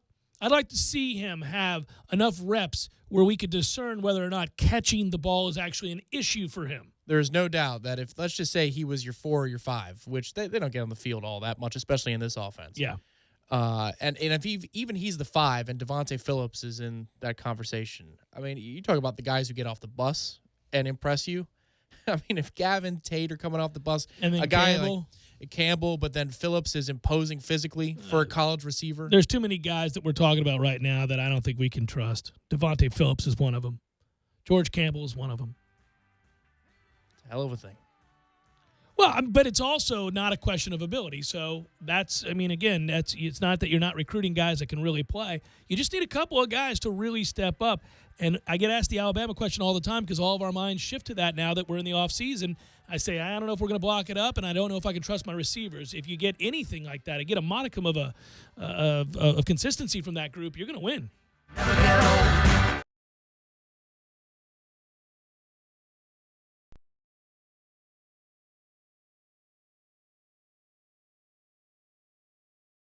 When you're in need of auto repairs, look no further than Nice Tire and Auto Service. Nice has been in business for 16 years with long-term, knowledgeable sales associates. They have the latest wheel balancing machine in the industry. And for passenger vehicles, they service AC, brakes, suspension, tune-ups, and much more. Never sit through a long wait. Nice Tire and Auto has 10 service bays to get you back on the road quickly. If you have tire problems, check out their large inventory with various Goodyear and Michelin tires. Nice Tire and Auto Service, 4792 Bluntstown Highway, 574-4100.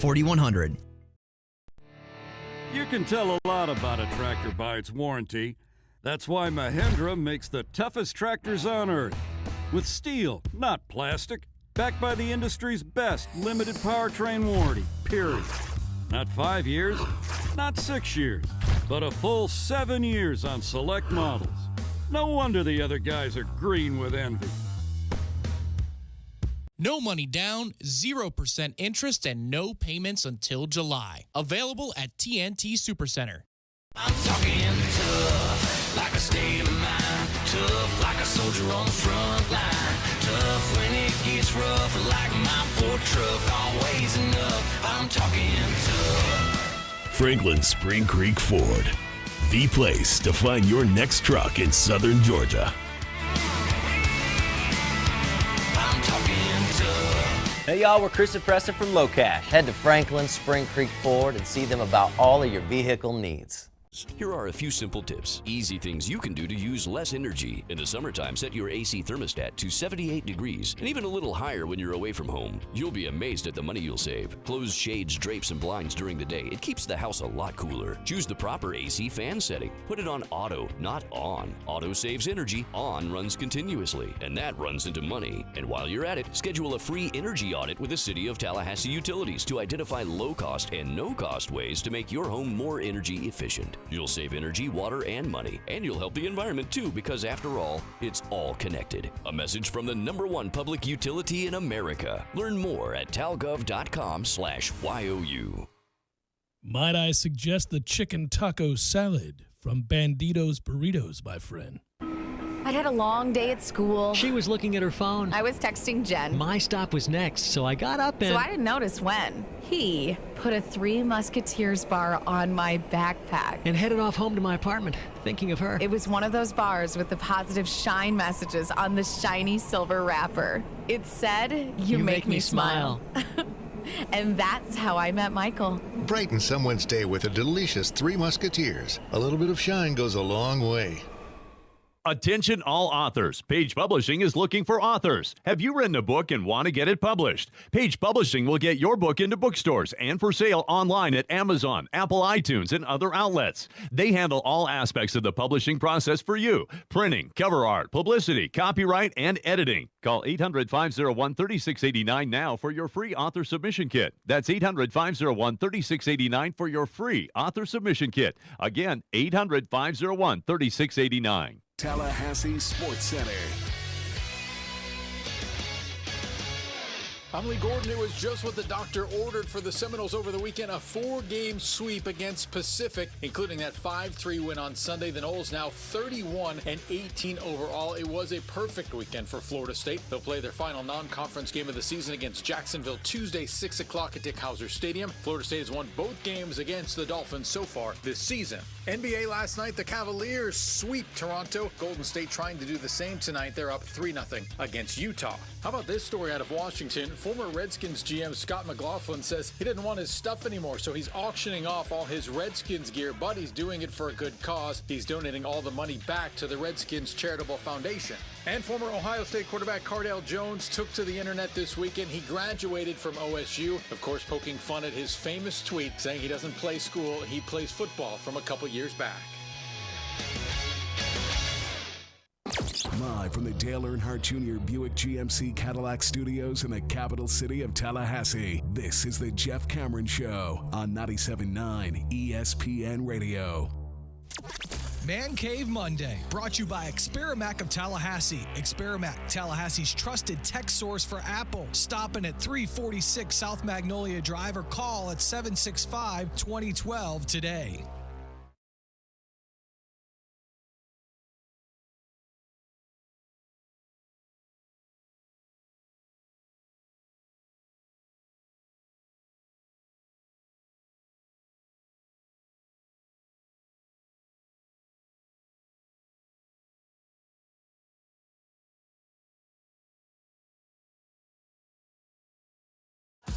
Final hour of the Jeff Cameron Show, at least for today. Thanks for tuning to a good Monday. I'm Jeff. That's Tom. We're online, ESPNTallahassee.com. That's where you go to listen live via the streaming free always. Don't miss anything. But if you do, remember this. All 3 hours are to be posted upon the conclusion of the program, both on iTunes and in our own audio vault. Go there, listen, and do so with limited commercial interruption, thanks to our great sponsor, podcast sponsor, Carlton Dean, carltondean.com. To learn more about making money in commercial real estate, you can email the show if you like, jcs@979ESPNradio.com. Find me on Twitter at JCameronShow. WTSM app works for your mobile devices, whether that be Android or iPhone. And on YouTube, type in ESPN Tallahassee, and you can watch us perform the show. Florida State, as you just heard with the local sports center, dominates a series against an overmatched Pacific team, wins all 4 games, and I guess you could say that was not important, but certainly beats getting beat, because had they lost to lowly Pacific, that would have been a problem given their efforts to try to somehow, some way secure a home regional. Would be weird, I have to admit, if they don't get that done. And it doesn't seem like they will, but if they don't get that done, I mean, we're pretty accustomed to watching postseason baseball here in Tallahassee. I've had this sense that I've wanted to forward the rest of the regular season, because it's been a middling season, and that's the best it's going to be, barring something really surprising, like a sweep of Wake and taking 2 of 3 on the road to Louisville. Then you'd say it's been better than middling. At that point, you'd start to say, all right, they gathered themselves, got it together, and had a pretty good year. But it is substandard compared to what we're used to. And there are real holes with this team, and they involve the pitching mainly. And there's nothing that could have been gleaned on that end by what took place over the weekend with a 9-8 win and an 18-5 win and 2 5-3 wins. There's no real I don't know that you could draw conclusions about any improvement or any even negatives, really, by the series against Pacific. You beat a team you were supposed to beat. Now let's get on and get back to the better games. The Jacksonville game is an out-of-conference game. Then it's all conference the rest of the way, Wake and Louisville, and then we get into the ACC tournament. Yeah, you know, I can understand if somebody, the moment they hear this, they bristle and they say, no, you haven't earned the right. But Pacific comes into town. I understand they give you a tussle on Friday night, but you know that they're in the 200s in RPI, and they're not a good club. It's hard to know anything, because it's hard to know how much we cared to play this 4-game series. Well, that's also, by the way, to my point about scheduling. Like, I get about the person bristling and saying, well, you guys this is an accomplishment, even if it's a small one, because at least you're doing something that you're supposed to do, which is kind of nice for a change. But at the same time, I mean, it's like when you talk about an FCS team rolls into Doe Campbell and they flip on the tape as they install. Like, the players know. Well, think about it this way. The schedule has been a gripe of mine for some time.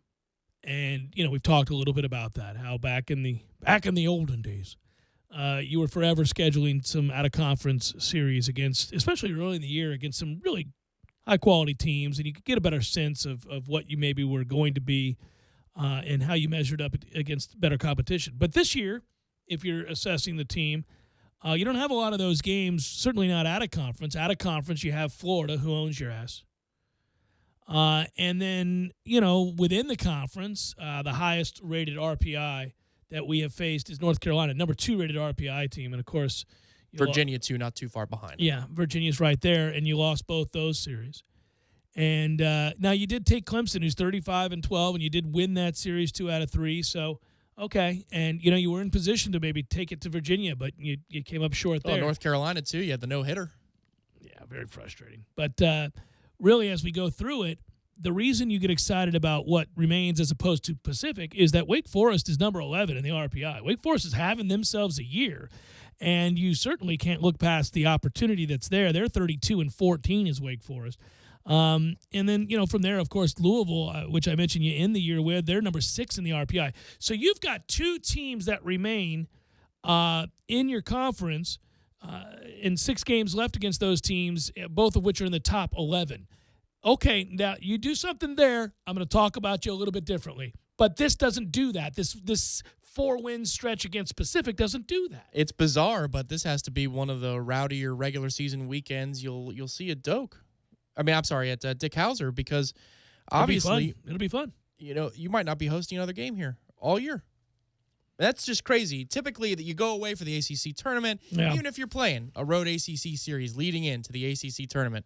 Well, we all know you're coming back, and you're probably coming back for 2 weekends, not just 1 weekend. That's true. Because most years it's a national seed, or you're right on the brink there, and you're playing a regional weekend. But here it is. I would think that the atmosphere at Hauser is going to be a little bit more charged, especially you get a win on Friday night, and let's say Wake answers back, and there's the rubber match on a Sunday. It could be your final chance to watch some of these guys play, and then it's watch party season. And then hopefully we have a regional that's somewhere close or super regional that's somewhere close. Well, and but here's this what's series crazy. matters greatly, and might be our last. It's really weird to think about it this way because I've been pretty hard on this team as they've come up short and failed in a lot of areas of the game that they used to be so consistently solid in, whether that be base running or defense or pitching. But they do have a chance to really salvage something, despite all that I've said, certainly, and all the ugly moments that we've seen this year. I mean, it's not crazy that at home they would win a series against a Wake Forest team that, as I just mentioned, is 11th in the RPI. It's not nuts to think that. In fact, I kind of think they will. I kind of think they'll take 2 of 3 at home against Wake Forest. Call it a hunch. Call it a feel for the way that they've played at home as opposed to on the road and the way that they've played kind of in the second half of the season on the whole. They're good enough, just as they were against Clemson, they're good enough to win this series. So say you win that series. If by chance you go on the road and take a series from a Louisville who's number 6 in the RPI, if your last 2 series of the year are against Wake and Louisville and you win both of them, you don't think that's going to color the way we think about what's possible in the postseason? Absolutely it will. So there's still room for us to have an uptick in belief in a team that's been pretty unreliable. I'll hold out hope for that. I'm not all doom and gloom. It's just that I haven't seen a level of consistency that lets me think that I should assume it. Sure, but if we're forecasting the next month, I think it's fair to say that the Bats need to take us there. Pending something crazy, the Bats need to be the thing that take us to a super regional or, to Omaha, but that's a pipe dream at the moment. By the way, for the people on this who have looked around and wondered, okay, well, you mentioned North Carolina, whom we lost that series to and got swept at home. They're 37-9, number 2 in the country. Florida, who's continued to own us, is 35-13, number 4 in the RPI. They were in the midst of having a kind of a middling season and then just really have played well for a stretch. Louisville, we still have to play, number 6 in the RPI. Clemson, we did take the series from 2 out of 3, is 7 in the RPI. Virginia, you lost 2 games to 1 at home, is number 9 in the RPI. You still have Wake to play, as you just mentioned this weekend. All of a sudden, it gets kind of interesting because you can look back and say, for as much as I've complained about some of the out-of-conference stuff with the schedule, I mean, that's I've just named 4 teams that you've played. I'll grant you haven't beaten, but one of them. But you've played, and they're all in the top 11 of the RPI. Okay, so you got that. Sure, and you get conceivably a couple other opportunities in the ACC tournament where I believe the seeding is different and the way they're conducting the tournament from a division standpoint is a little bit different this year, so we'll have to see how that shakes out. But one would think you'll have an opportunity to notch another top 10 or top 20 RPI victory or 2, which could matter when it comes to hosting a regional. Listen, the national seed discussion was over a month ago, but it would be nice to be able to do enough over the next 3 weeks to secure at least one last weekend for the season. Florida State, again, for those just tuning in, is 28th after the 4 wins against Pacific. They're 28th in the RPI. You go back a couple weeks, they were in the 40s. So, okay, I'll take the progress there of winning some baseball games and not losing ground. And certainly some of the dire forecasts that we were looking at the time that they couldn't get anything right and were losing games that you really left you scratching your head. Oh, that's gone by the wayside. So there has been better play in the second half of the season, and there is reason to believe that maybe now, healthy as they are in that lineup, that they could cause commotion. Well, it's the lineup that's gotten That's the right. whole thing, yeah. It's the lineup that's gotten right, and you're right. It's not starting rotation. So, no, that's gotten worse. That's something else we'll on again, off again continue to talk about with what's possible or what they're not doing with Carlton and some of the things that have us concerned about that. They didn't pitch him in a starter's role this week in the 4 games against Pacific, so it would tell me that they disagree and that they're going to continue to keep him in a role of hybrid closer, whatever that looks like. It looks inconsistent to me. It looks like a waste of an arm to me, but not to them. And we'll find out who's right and who's wrong at some point here, but their problems may be bigger than that. Jeff Cameron Show, 97.9 ESPN Radio.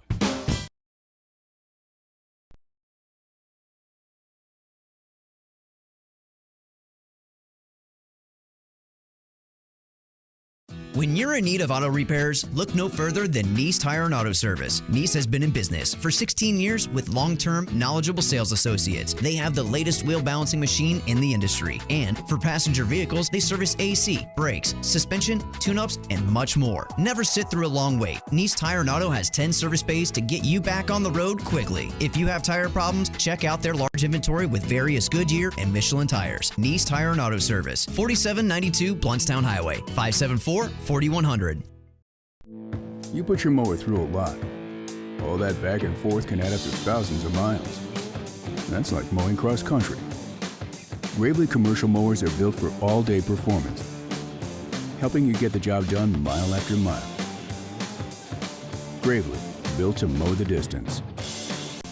Get your Gravely motor only at TNT Supercenter, your one-stop shop for work or play. 14585 Highway 19 South, Thomasville, Georgia. TNTSupercenter.com. I'm talking tough, like a state of mind. Tough, like a soldier on the front line. Tough when it gets rough, like my Ford truck, always enough. I'm talking tough. Franklin Spring Creek Ford, the place to find your next truck in southern Georgia.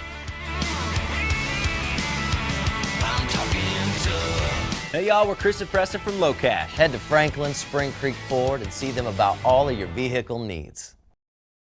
These are limited time offers and can change at any time. Call fast. 800-344-2066. 800-344-2066. 800-344-2066. That's 800-344-2066. Are you wanting to raise some extra cash fast? Think Thrifty Nickel. Need to clean out that garage full of stuff you never use? Think Thrifty Nickel. Need a newer car or truck and don't want to break the bank? Think Thrifty Nickel. Buying or selling, your best bet is Thrifty Nickel. All ads appear in print and online for maximum results. Place your ad today and ask for their guaranteed results special. Call 385-0505. Get your free copy of American Classifieds, available at hundreds of locations throughout the greater Tallahassee area. Have you heard? Proactive Plus is faster and better than ever. Stay tuned for a $1 million bottle giveaway, and you'll also receive free shipping. Do you have troubled skin? Acne? Well, we have great news. With Proactive Plus, your acne can heal, and you can help prevent new breakouts from happening. Don't miss this limited time offer. Give us a call, because we're going to let 1 million people try Proactive Plus risk-free and get 2 free gifts, and also receive free shipping when you call right now. You heard it. This offer won't last long. So call Proactive Plus now, and you'll receive a 60-day risk-free trial of Proactive Plus, 2 free extras, and free shipping. This is our exclusive radio offer, never on TV. Get your risk-free 60-day trial of Proactive Plus with free shipping. That's right, free shipping. Don't wait. 800-489-1397. 800-489-1397. 800-489-1397. That's 800-489-1397.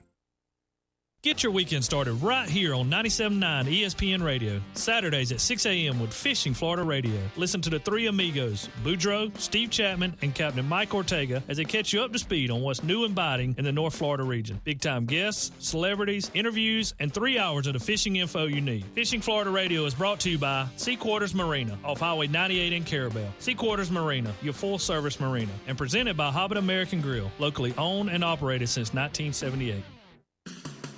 Need a place to watch your favorite sporting event? Hobbit American Grill, voted best wings in Tallahassee by Tally Awards 3 years in a row. Thirsty? They have the Lucky Sevens. $7 domestic pitchers after 7 p.m. 7 days a week, $7.95. Daily specials. Locally owned and operated since 1978. Hobbit American Grill keeps it local with a wide variety of locally crafted beers plus a full bar. Hobbit American Grill. 3 locations to choose from. 400 Capitol Circle Southeast, 2020 West Pensacola Street, and 5032 Capitol Circle Southwest. Visit them online at myhobbitonline.com. Check out your many DeWalt FlexVolt options at Cornerstone Tool & Fastener, your FlexVolt headquarters. Buy any of the following T1 DeWalt FlexVolt kits for $2.99. 60-volt max grinder kit or 60-volt max brushless reciprocating saw kit, and add one 60-volt DeWalt battery pack for less than half price. See store for details. FlexVolt, power of corded, freedom of cordless. Cornerstone Tool & Fastener, 1110 Stuckey Ave and 3269 Crawfordville Highway. Tallahassee location open on Saturdays, 8 a.m. to noon. You're listening to The Jeff Cameron Show on 97.9 ESPN Radio.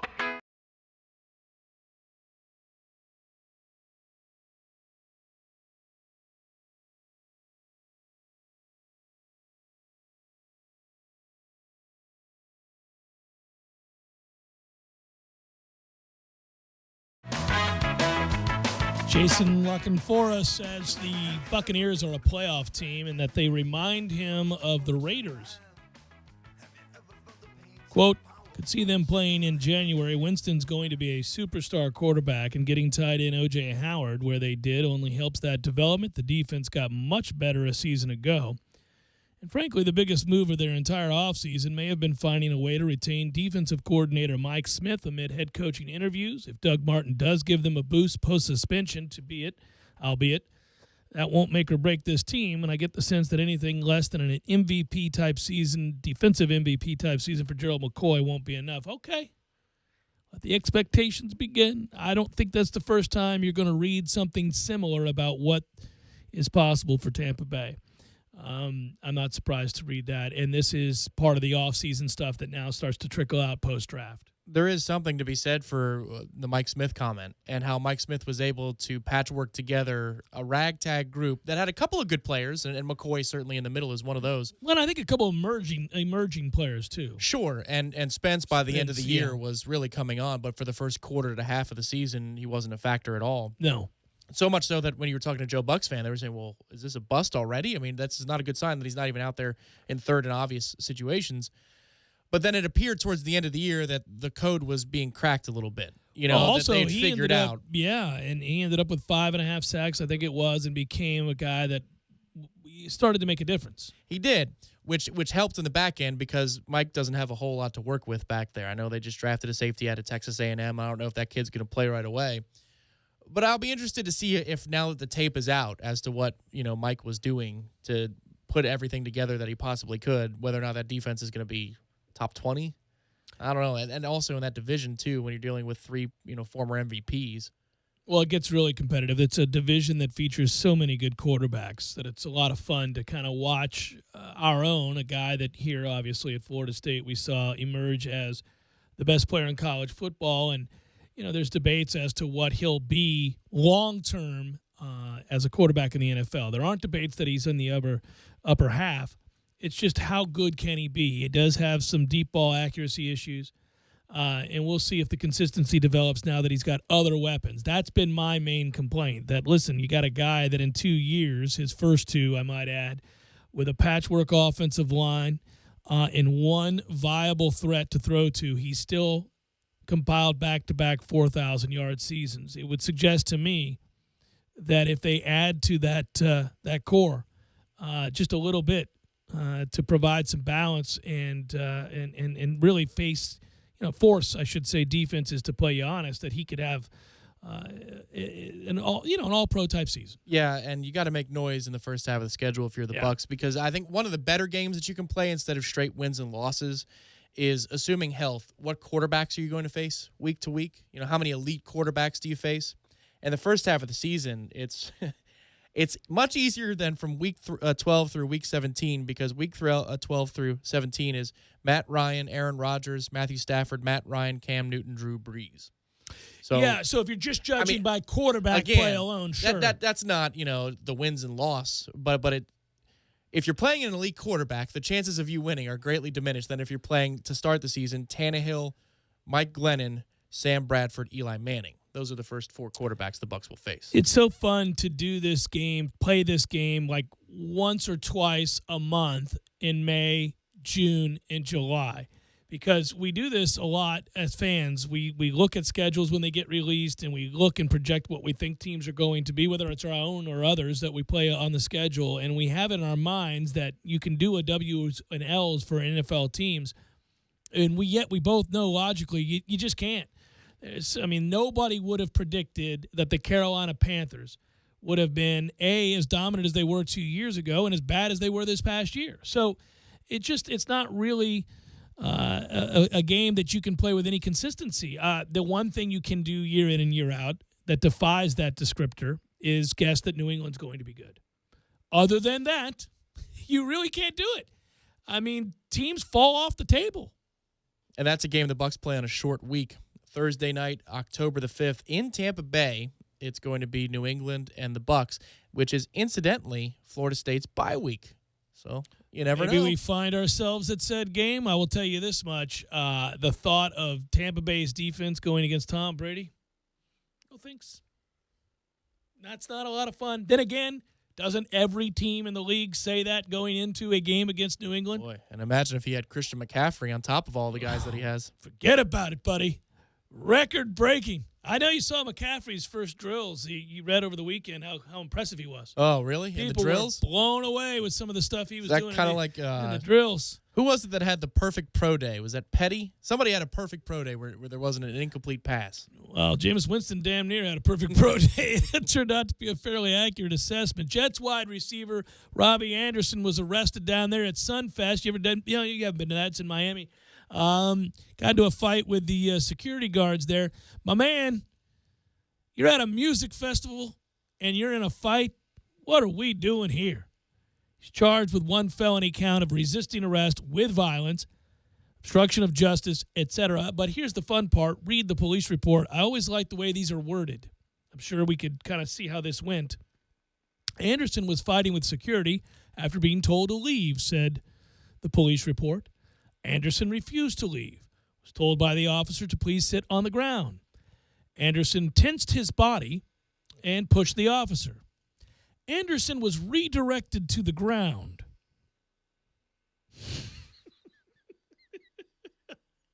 Just a fun... Beaten with a nightstick. Just fun to read that, and obviously I won't make assumptions on either side here, but just reading the way that's parsed, right? You're just parsing that, I should say. Just reading that phrasing.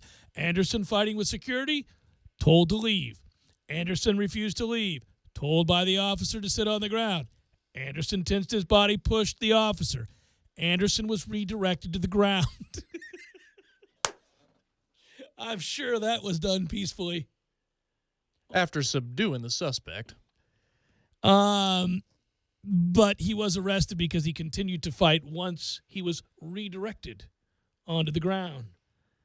Through a spokesperson, the Jets have said they are aware of the situation and looking into it, and that it is a pending legal matter, and they will have no further comment. Anderson posted a photo of himself on Instagram at the park where the festival is being held. In the picture, he says, keeping focused. Well, let me find this again here.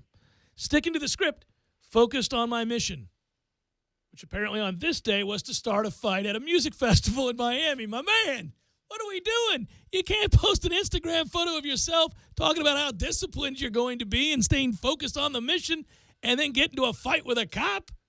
At a music festival, too.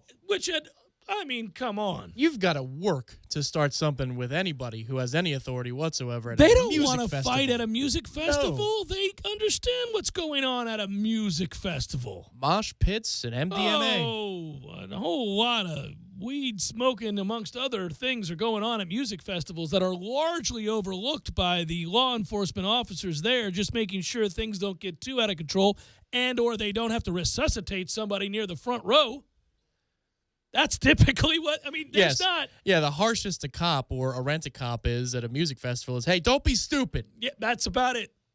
And that's the end of the story. Hey, come on now. No, let's not make it so obvious. That's about the end of it. Or, hey, come on, guys. I will say, if you go look at the picture of this player, he is a guy that he was at the Jets rookie mini camp a year ago, and he played for Temple. You don't know him. He wasn't a standout in college. He made the Jets as an undrafted rookie free agent. So you really can't, take a chance that you're going to screw that up. Secondly, though, he had a good year. On a sorry-ass Jets team, he had 42 receptions, nearly 600 yards, and a couple scores. But looking at the picture of him at this festival in Miami, first of all, you'd be stunned to think he was an NFL player. He must weigh $105. That's likely how he was easily redirected to the ground. It wouldn't have taken the kind of force you anticipate it would take to subdue an NFL football player. Dense muscles and bones, though. Takes the punishment. Man, I'm telling you, go look at that Instagram picture. That guy is a miracle. How he's in the NFL is beyond me. He's not bigger than anybody you've ever met that you went to. I mean, this guy he looks frail.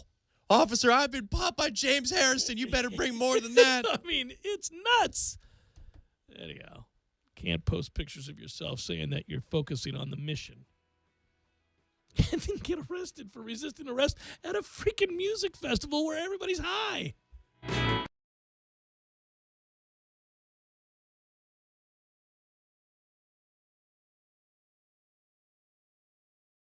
When you're in need of auto repairs, look no further than Nice Tire and Auto Service. Nice has been in business for 16 years with long-term, knowledgeable sales associates. They have the latest wheel balancing machine in the industry. And for passenger vehicles, they service AC, brakes, suspension, tune-ups, and much more. Never sit through a long wait. Nice Tire and Auto has 10 service bays to get you back on the road quickly. If you have tire problems, check out their large inventory with various Goodyear and Michelin tires. Nice Tire and Auto Service, 4792 Bluntstown Highway, 574-4100.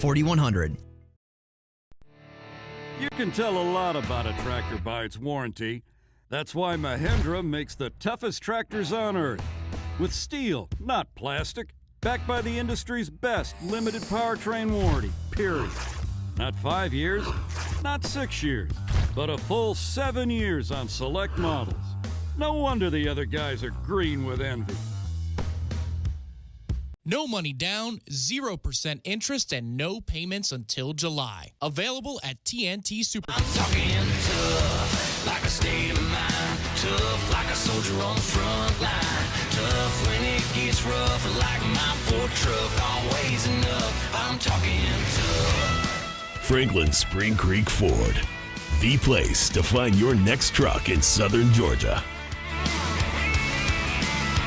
I'm talking tough. Hey y'all, we're Chris and Preston from Low Cash. Head to Franklin Spring Creek Ford and see them about all of your vehicle needs. Keeper you had no clue was there. But if you think you found every possible hazard out there, think again. The hazard you missed could actually be a killer. It's the spot on your skin, the one that could be skin cancer. Fact is, if you're a man over 50, you're in a group most likely to develop skin cancer, including melanoma, the kind that kills one person every hour. 1 in 5 Americans is likely to develop a form of skin cancer during their lifetime. That's why your best shot is to check for a spot. It's easy. Follow through and check your skin. It could be the save of a lifetime. Go to spotskincancer.org to find out how. A message from the American Academy of Dermatology.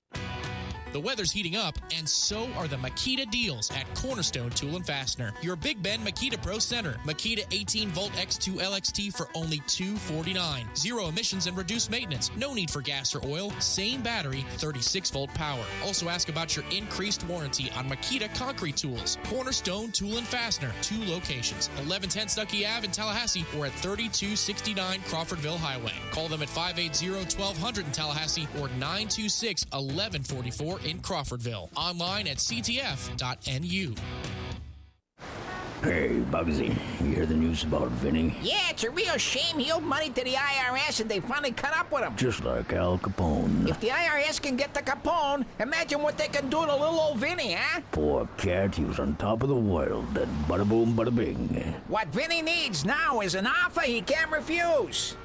Hey, you got a tax problem? Does the IRS claim you owe them a bunch of dough? They can get you too. So call the tax relief line now and learn if you qualify to negotiate your $10,000 plus IRS tax debt for up to a 75% savings. Don't be like Al or Vinny and get busted. Make this free call now. Learn how you may be able to pay the IRS less. Call now. 888-789-5042. 888-789-5042, 888-789-5042, 888-789-5042.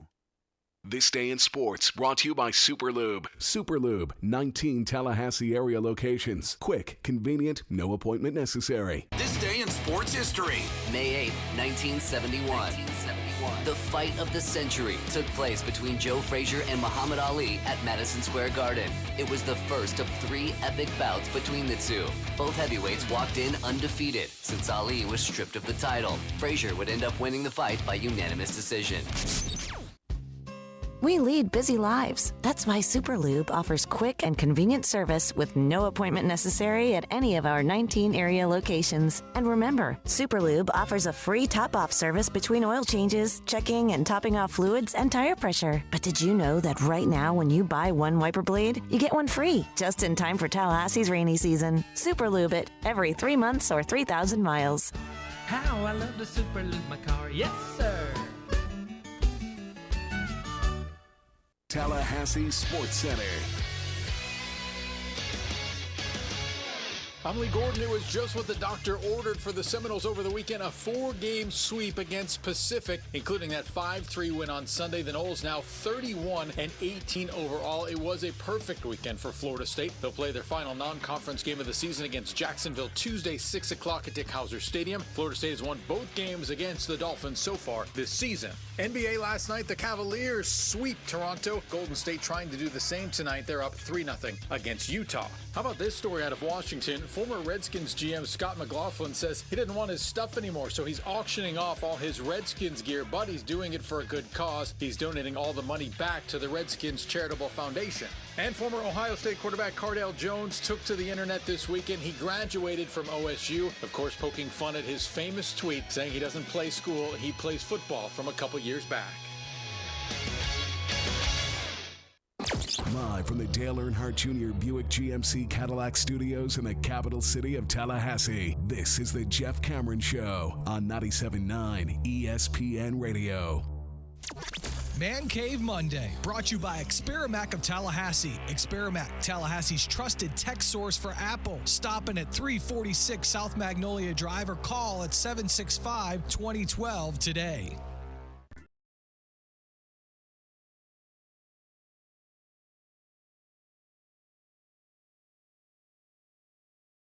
Wrapping it up, Jeff Cameron Show, 97.9 ESPN Radio. Mentioned it earlier in the show, but it's worth mentioning here before we get into the probables, as we're wont to do in a final segment. I understand it's an 18-inning game, but sweet Jesus, guys, we do have to do something about just the blatant disregard for striking out. Just doesn't bother me in the slightest, huh? How do 48 people strike out? 48 strikeouts last night is a crying shame. It's embarrassing. Where's your pride? I know the game's changed a lot. That's an all-time record. But, when you go back and you look, there were also 15 walks, so there's a whole lot of nutting going on for 6+ hours. This is Manfred's concern, dude. A little bit. I mean, the former strikeout record was in a 28-inning game way back in 1971, and it was 43 strikeouts, 5 less and 2 extra innings. Aaron Hicks struck out 4 times. Chase Headley was 0 for 7 with 4 Ks. Kyle Schwarber, Chris Bryant, Anthony Rizzo, they all struck out 3 times apiece. Addison Russell, Wilson Contreras also struck out 3 times apiece. It's just horrible. It's I don't jump on board and complain about all the dumb stuff that the national media likes to pretend is an issue regarding what plagues baseball. But 48 strikeouts and dudes striking out 4 times and multiple dudes striking out 4 times in a game, man, get the hell out of here with that nonsense. Well, I think it's a couple of things, and last night might be anecdotally different, but in general, I'm a fan of a team that strikes out a lot. I mean, a lot. Yeah, you do. You have been for a while. That's the way your team's been. Yeah, a few years in a row now where it's not uncommon for us to strike out 15, 17 times in a game. And it's just gross. Yes, it can be. But I think there's 2 things going on at the same time. One, approach has completely changed. Sure. And the 3 true outcomes, there's a harping on that. The shift has turned a lot of hitters who might use the hole, let's say, between first and second, a left-handed hitter. Well, that hole's no longer there because of the shift. So they got to get the ball in the does he air. want to go the other way? Does he have enough power to go the other way? And Daniel Murphy, we talked about this last week, is a great example. He doesn't have the power to leave the yard to left center. But not everything has to be a home run. Put the ball in play, man. Shorten up. But spray charts will tell you that if he's going to hit the ball to the outfield, chances are it's going to be left center and all the way over to the foul pole. This is the old Daniel Murphy who hit like 310, 320. Right. What they told him was, screw that, man. you know you what? got enough power to hit the ball out of the yard, hit 260, and make your money. But Right. he's hitting well over 300. He still is hitting. Well, he's got incredible protection in that lineup too.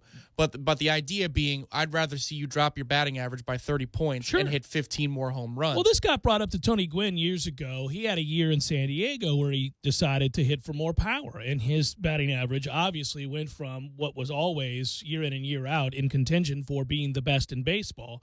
I mean, this was a guy capable of hitting 370.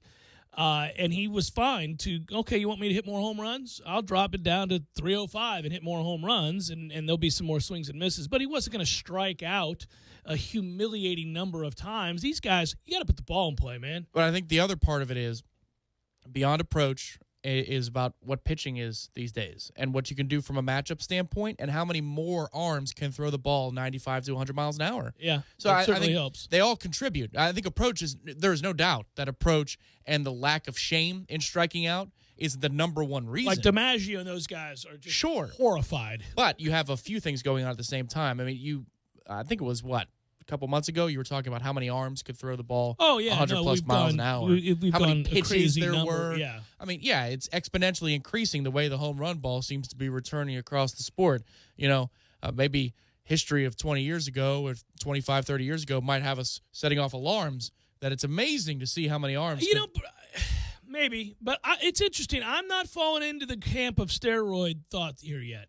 I think it's just that guys would rather hit 240 and hit 30 home runs. Like, they don't care about embarrassing themselves up there 5 times because they're getting paid well to hit the 30 bombs. And the guys that can throw 100, this has a lot to do with the stuff that Smoltz and other pitchers have described as they know they're growing up in a baseball culture. Well, that will get you paid. So at an early age, all they care about is throwing really hard instead of pitching, instead of the idea of, I got to conserve something here. Let's worry about maybe letting guys put the ball in play a little bit, attacking the strike zone more, but in different ways. These guys are, I'm going to throw at 100, and maybe you'll catch up to it, but I don't think so. So here's 3 at 100. You know, and right. more While guys are growing up and doing that. Yeah, while the hitter says at the same time, you know, I can't leave the yard to left center, so I'm going to try and pull off everything. Now, there are still the great players who can hit to all fields, and this doesn't really apply to them as a debate because and they're greatly valued these you days. Can't shift against them, and they can leave the ball they can leave the yard at any time. So again, they cover all sides of the plate. If you can go anywhere and hit the ball out of the yard, that means that you can hit in all sides of the strike zone, all corners of the strike zone. I think the good thing is, though, the beauty of the game has been the extremes have always existed, you know, and they've made adjustments, whether it be by rule with the mound or whether it be by approach and a shift in strategy. This sort of epidemic that we see now in the game where the ball's not put in play. Like, once again, we're talking about 48 strikeouts and 15 walks. I mean, that's a disaster. That's almost unwatchable, almost. I mean, I like baseball so much that I actually sat through to about the 12th and then said, okay, I'm done here. But I mean, you can't have 48 strikeouts and 15 walks in a game. That's just asinine. Well, I think part of it, too, and the longer that game goes, the worse the pitching gets from a walk standpoint. But yeah, I think you got to be able to cap at some point the amount of matchups you can go to. If a pitcher's not hurt, you know what I mean? You can't just do this one batter for one batter thing. Because I remember when Chad Bradford, you know, or his type of pitcher, that guy was just as rare as a knuckleballer. You know, the submarining throwing right-handers. You might have had scattered 2 or 3 around baseball. But now, I mean, it seems like there are 2 or 3 in every division. And then you have lefty specialists that, of course, I mean, that's been as old as the game can be. Sure. Jesse Orosco had a very long Jesse career. Orosco, Randy Choate. Oh, there's a lot of guys, yeah. Rhodes, you know, so these guys do exist, but they don't ever have to pitch to the right-handed hitters. And so the strikeout percentage goes up because they're more valuable than they would be if they had to pitch to both sides. You know, it's a wonderful both thing to have lefties. developed into a specialist by which you can get paid and stay in Major League Baseball for 15 years and really only get used for a batter or 2 once in a while. How many pitches are you throwing compared to a starter? It's crazy. For example. It's crazy. 10%, maybe? Well, I just think that, you know, when anything that's detrimental to the game, and I think we've reached a place with the strikeouts that, man, I'd like to see the shift in philosophy. I'd like to see people begin to put the ball back in play a little bit here. And I also think in a game like that, in a cold weather game where it's very difficult to field, the emphasis has to be on put the ball in play. Let's see what happens. I mean, guys are going to make errors. Guys are going to make mistakes in weather like that. It was, but they.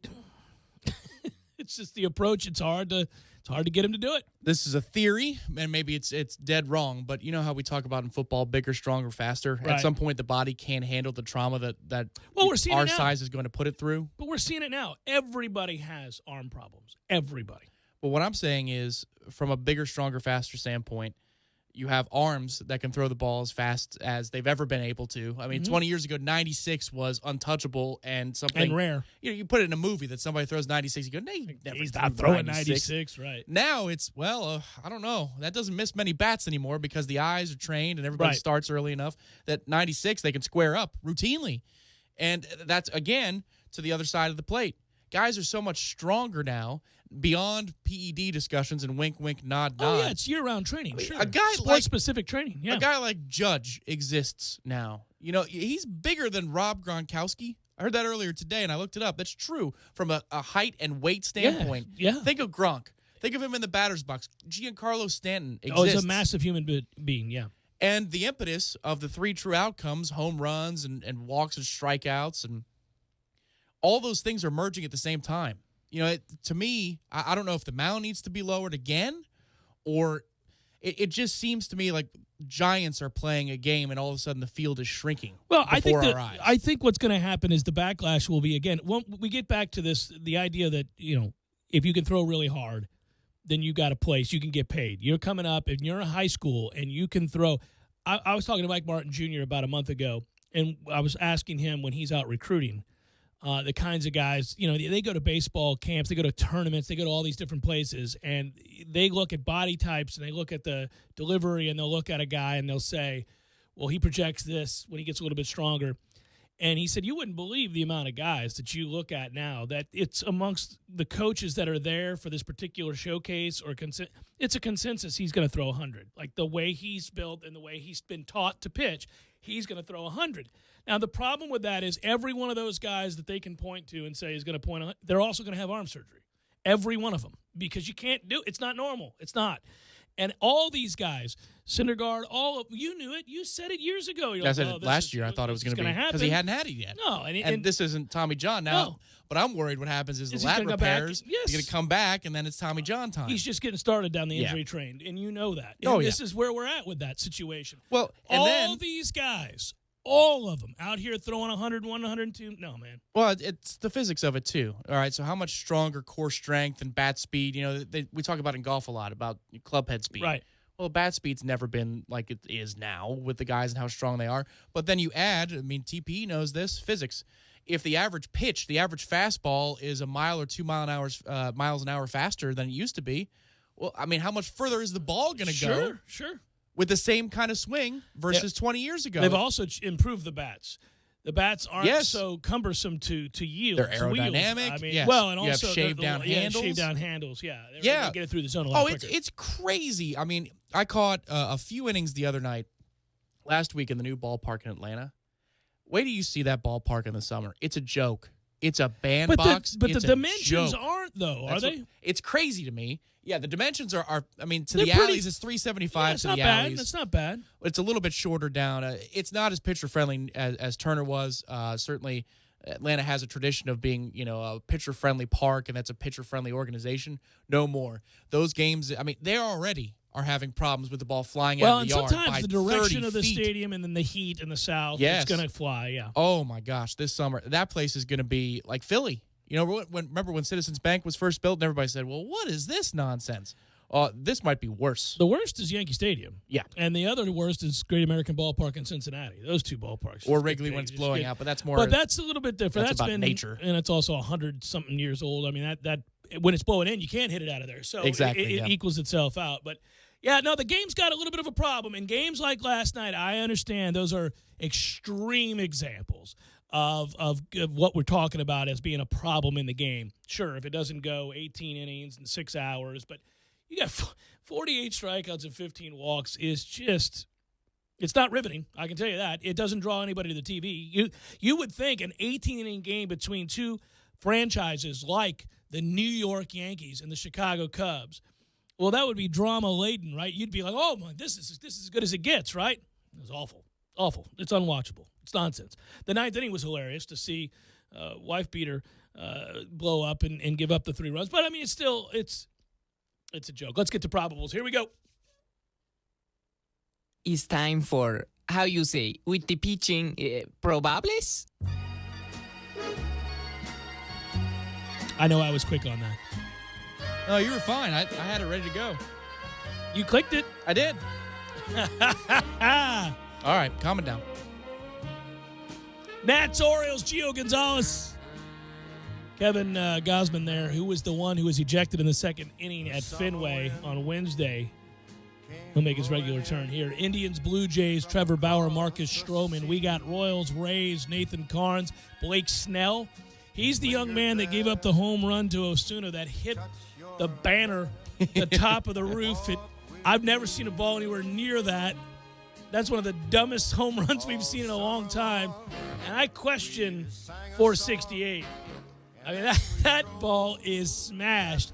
And that kid looks like he's 10 years old. The shell shock looked on his. Go watch the replay of that for those that didn't see it. Marcell Osuna hit a ball for the Marlins against the Rays. Upper tank off the wild card, or it was the World Series or the wild card banner, whichever. The American League Championship. Yeah, whatever it was. But it's just ridiculous. Man, 2 years ago, Osuna was one of those Bo Jackson type players in the show. Yeah. The MLB The Show. You just couldn't pitch to him, and it was really, really annoying. And he had a career 230 at the time. But he's a good ball player. Well, they have a really, really good outfield in Miami. They had to send him down a year ago. They had to send him down because he lost his way. But he was going to be a cornerstone of that franchise, one of. And so he got right, and they brought him back up, and obviously he's got. Yeah, think about that. Miami fans, they don't really care too much about that franchise, but you have Yelich and Osuna and Stanton they got a good outfield. and Ichiro off the bench, just a legend. I mean, that is an unbelievable Actually, collection. if they could pitch a little bit, they'd be a dangerous team. Yanks, Reds, Masahiro Tanaka, Rookie Davis. Giants, Mets. Oh, as we discussed earlier, what a mess. Do you want everybody fired? You want everybody at this point fired? What's crazy is they've taken 2 out of 3 in their last 3 series. Well, they keep winning series, but obviously this is untenable. Every day, it's another piece of drama. There are times when the drama is manufactured and it's the New York media market. Not this guy. And there are times when it's just unbelievable. Somebody's got to kneecap that clown show. I mean, that guy, Harvey, is like the world's worst individual. I was early on that train. No He's, Mets fan hated Harvey before I did. You should be proud of that hate, and you should ratchet it up. You should wish for some sort of injury to that clown. Giants, Mets, Matt Moore, Jacob deGrom. Cardinals, Marlins, Carlos Martinez, Adam Conley. Cubs, Rockies, Jake Arrieta, Antonio Senzatella. Angels, A's, Nolasco, Graveman. We got Pirates throwing some dude, Trevor Williams, out there. He's the 6th starter. He's TBA for the Dodgers. We got Rangers, Padres, Nick Martinez, and Trevor Cahill. And that is a look at those that shall reside on the up. In the window in the evening on a Friday night. The good news is the Buccos did take 2 of 3 this weekend against the Brewers. Did you see the Mets transaction report from the weekend? They picked up a starter to bolster their organizational depth. It was Tommy Maloney. I felt so bad for that poor kid. I had to fly from Denver and then Denver to Vegas to L.A. Vegas to L.A. And then, what are we doing here? I think he started in Albuquerque too. Yeah, Albuquerque to Vegas to Denver to Vegas to L.A. to New York. To New York, wiping the crust out of his eyes to make that start because of Fat Boy. Unbelievable. Because he can't be asked to show up to the ballpark on an off day. You got major leaguers, that have weighed in on this and said they've never seen anything like it. They've never had a situation where if a player wasn't in the hospital or his wife was having a baby or something like that, they've never seen a situation where a dude just didn't show up for work, didn't call, didn't tell anybody, just said, screw it, I'm not He had a migraine, though. Or he was playing golf. I mean, that's crazy, right? And then he's going to file a grievance. Yeah. He had a migraine from being something. Man, that guy. Something I'd get fined for. He's He's impossible. A lot of times there's nuance to these things, and a guy gets villainized, and you begin to say, well, now you're just... No, he's the world's worst. He's impossible. I'm surprised somebody hasn't beat his ass, and I'm serious about that now. A clubhouse situation? Imagine, we're all working together here at a radio station, and we're depending on each other, right? And somebody just doesn't show up for work. It's not the first time, and maybe they're out drinking or they're out golfing. Yeah. No. No, that would get dealt with pretty quickly. Oh. I mean, think about Yoenis Cespedes, for example. He comes from, a rough area in Cuba, and he insists. Every area in Cuba, yes. He insists, but even though he was a celebrated ball player, they didn't really care. They just left him in poverty. Right. He insists on farming his own land. Sure. That's a hard worker. Yes. Now, he might be roiding, but he is a hard-ass worker. He needs to be told to have a day off. Yeah. And imagine him looking at Harvey right in the eyes. Idiot. I mean, anybody that's use the bat speed, Yoenis. Use it. Even if you're just a reasonable human being, just a decent professional in any job. I don't care what you do. You could be delivering pizzas. There's a common decency to these things, like just showing up to work and doing your job. You know how protective the blue blood baseball media is, like the guys who have been around the game for 20, 30 years. If you have Ken Rosenthal and Buster Olney just killing you, penning columns, criticizing you and your work ethic, you have done. I mean, what's next? Tim Kirkjian's going to say you're an okay guy? Yeah. He's all right. I don't know. Former players are loath to criticize current players. It's breaking the code. Now, they may be able to say something like he doesn't do this well, meaning an element of his game. He's not proficient at running the bases, or they may pick, but they don't usually question who you are as a professional. No, they don't do that because Pandora's box, right? But you've got professionals across the board going, no, that doesn't happen. Like, guys, don't think that that's normal. That doesn't happen anywhere. It can't. It just doesn't. Guys know you got to show up. You got to show up on your off days. You got to show up. Now, you can go play golf in the morning, but you got to be there for the game. That's how it works. Good work out of you. Good work, Matthew. Thanks to those who called and or listened. Be well. Have a good night. Talk to you tomorrow.